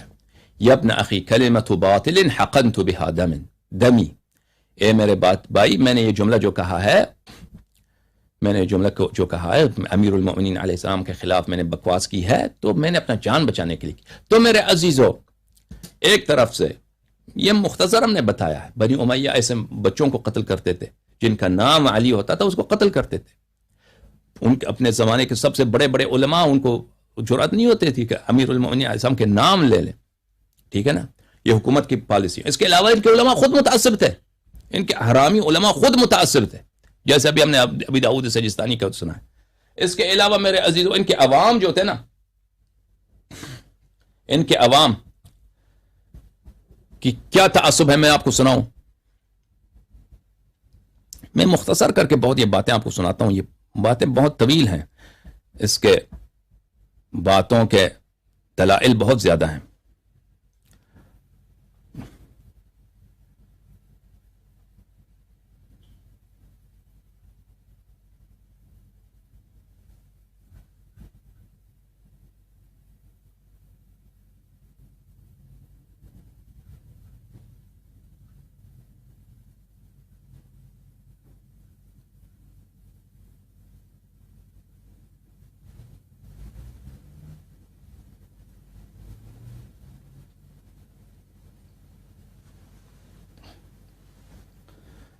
عوام کے تعصب دیکھیے میرے عزیزوں، یہ کتاب ہے تذکرۃ الحفاظ، جزء ثالث، چاپ حیدرآباد دکن. یہاں پہ ملاحظہ فرمائیے، ابن سقہ الامام الحافظ الامام محدث واسط، شہر واسط عراق میں سب سے بڑا، اس زمانے میں سب سے بڑا محدث، سب سے بڑا عالم تھا ابن سقہ وہاں پہ. یہا't پہ اس کا واقعہ نقل کرتے ہیں، واتفق انه املا حدیث الطیر فلم تحتمله بنفوسهم فوثبوا به واقاموه وغسلوا موضعه. ایک دفعہ انہوں نے اپنے مجلس درس میں، مجلس املاء حدیث میں، انہوں نے حدیث طیر، وہی حدیث جو متواتر ہے، ابھی ہم نے آپ کو سنایا، انہوں نے وہی حدیث سنایا لوگوں کو، اپنے شاگردوں کو. شاگردوں نے ان کی پٹائی کر دی، فوثبوا به، پٹائی کر دی اپنے استاد کی خوب. پھر اس کو وہاں سے اٹھا کے بگا دیا مسجد سے، نکل جا یہاں سے، کتے. حدیث طیر روایت کرتا. اور وغسلوا موضعه، وہاں پہ جو جگہ بیٹھتا تھا کہاں یہ جگہ نجس ہو چکا ہے. مجلس کو وہاں پہ اس کا جو سیٹ تھا جہاں پہ استاد بیٹھتا تھا، اس نے حدیث طیر وہاں سے سنا ہے، اس کو وہاں پہ انہوں نے غسل کیا، اس کو دھویا ہے. اس کے بعد فمضى ولزم بیتہ ولم يحد، اس کے بعد اس بیچارے کا کچھ بنا ہی نہیں. پھر وہ اپنے شہر کا جو سب سے بڑا عالم تھا وہ خانہ نشین ہو گیا. گھر میں بیٹھا اللہ اللہ کرو. لوگوں شاگردوں نے جب پٹائی کی ہے، کیوں اس نے پٹائی کی؟ حدیث طیر سنایا اس نے، حدیث طیر، وہ حدیث جس کے متعلق ذہبی نبی ہیں کہ اس کے طرق بہت ہی زیادہ ہیں، متواتر. کیوں؟ احبیت امیر المؤمنین علیہ السلام. ولم يحدث احدا من الواسطین فلذا قل حدیثه عندهم. اس کے بعد اس نے کبھی حدیث نقل نہیں کی اپنے شہر میں، اس لیے اس کے حدیث وہ اہل واسط کے پاس، واسط کے جو علماء ہیں ان کے نزدیک بہت کم ہیں. اس طرح کے واقعات بہت زیادہ ہیں اگر ہم آپ کو سنانا چاہیں میرے عزیزوں. میرے عزیزوں، بس کیا بنا؟ علماء خود متعصب، عوام بھی متعصب، گورنمنٹ بھی متعصب. گورنمنٹ. اس کے علاوہ ایک اور میں عنصر آپ کو سناؤں.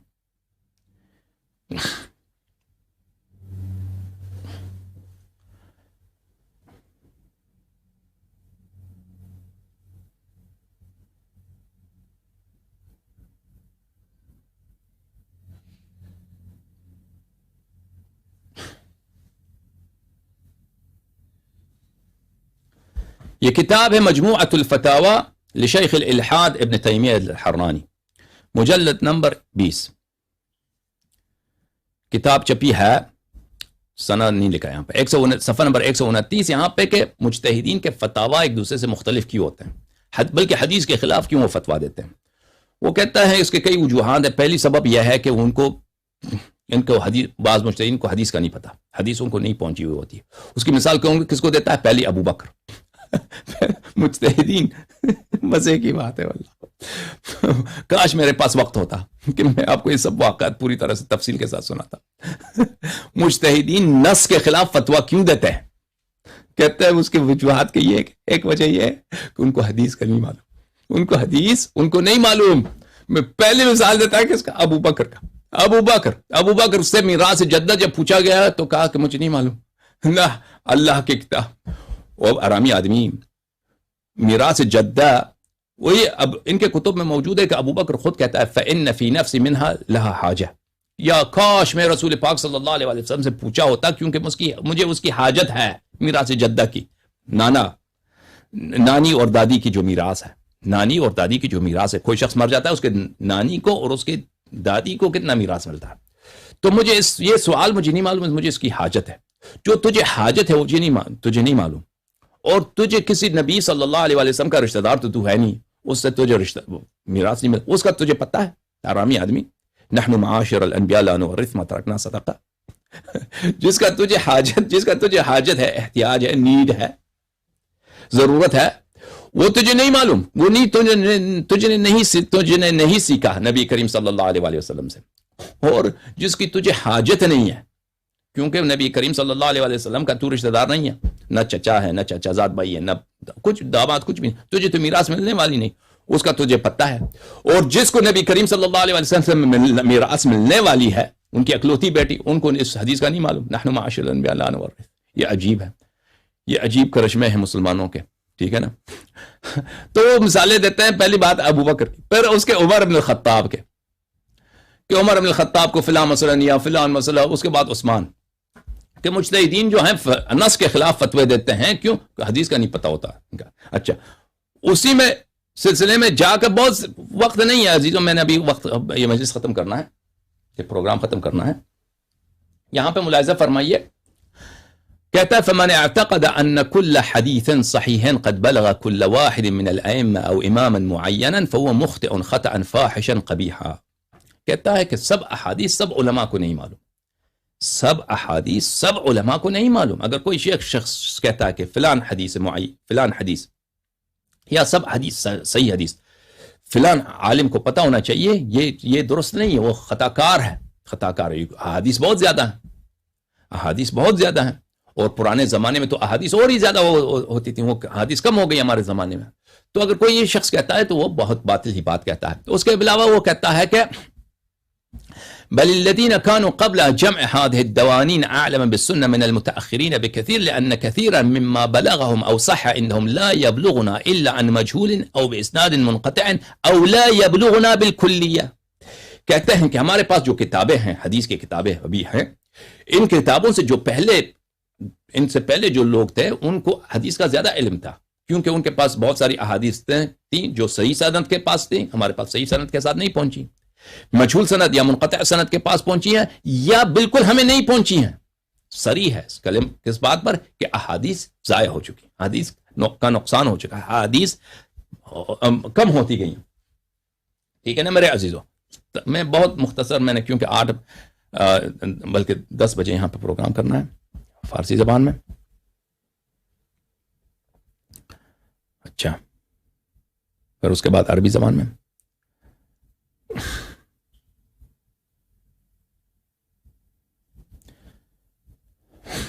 یہ کتاب الانتصار للسلف الاخیار بقلم محمد محب الدین ابو زید. یہاں پر ملاحظہ فرمائیے عزیزو، كذلك فإن كثيرا من كتب المسلمين قد فقدت على مر الزمان بسبب عواد الحروب والأيام وتفريط المسلمين وغفلتهم. وقد ذهب بعض العلماء إلى أن كمية الكتب المفقودة تساوي أضعاف كمية الكتب الموجودة.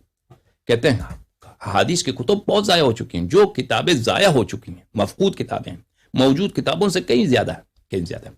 بات یہ ہے میرے عزیزو، اپنے زمانے کا سب سے بڑا عالم حاکم نیشابوری شہادت دیتا ہے کہ یہ حدیث متواتر ہے، یہ حدیث متواتر ہے۔ ان باتوں کا اگر آپ ذہن میں رکھیے، پہلی بات ان کے علماء ہمیشہ متعصب رہے ہیں کہ یہ اہل بیت علیہ السلام کے فضائل کو نقل نہیں کرنا چاہتے۔ دوسری بات، گورنمنٹوں کی پالیسیاں بھی ہیں کہ اہل بیت علیہ السلام کے فضائل نقل نہ کیے جائیں۔ تیسری بات، عوام کا بھی یہ تعصب ہے۔ چوتھی بات، یہ خود اعتراف کرتے ہیں کہ ان کے احادیث ضائع ہو چکے ہیں، مفقود ہو چکی ہیں۔ تو ان کو اگر ان باتوں کو مد نظر رکھیں تو ثابت ہے کہ حاکم کی جو شہادت ہے کہ سنت 321 ہجری میں اس کی ولادت ہے، اس زمانے میں یہ حدیث بہت زیادہ ہوئی وہ جماعت عمریہ کے پاس، یہ بالکل صحیح بات ہے، اور اس کے اسباب و عوامل بہت زیادہ ہیں۔ میں آپ سب کا بہت شکریہ ادا کرتا ہوں، اور امید رکھتا ہوں آپ سلامت سے ہوں، خیریت سے ہوں، اور انشاءاللہ تبارک و تعالی پروردگار عالم ہمیں اور آپ کو اہل بیت طاہرین علیہم السلام کے بہترین شیوعوں میں شامل فرمائے، اور امید رکھتا ہوں کہ آپ نے استفادہ کیا ہو۔ اللہم صلی علی محمد و آل محمد۔ خدا حافظ آپ سب کا۔ یا علی مدد، یا علی مدد، یا علی مدد۔ أخي نبيك ووليه وصفيه ووزيره ومستودع علمه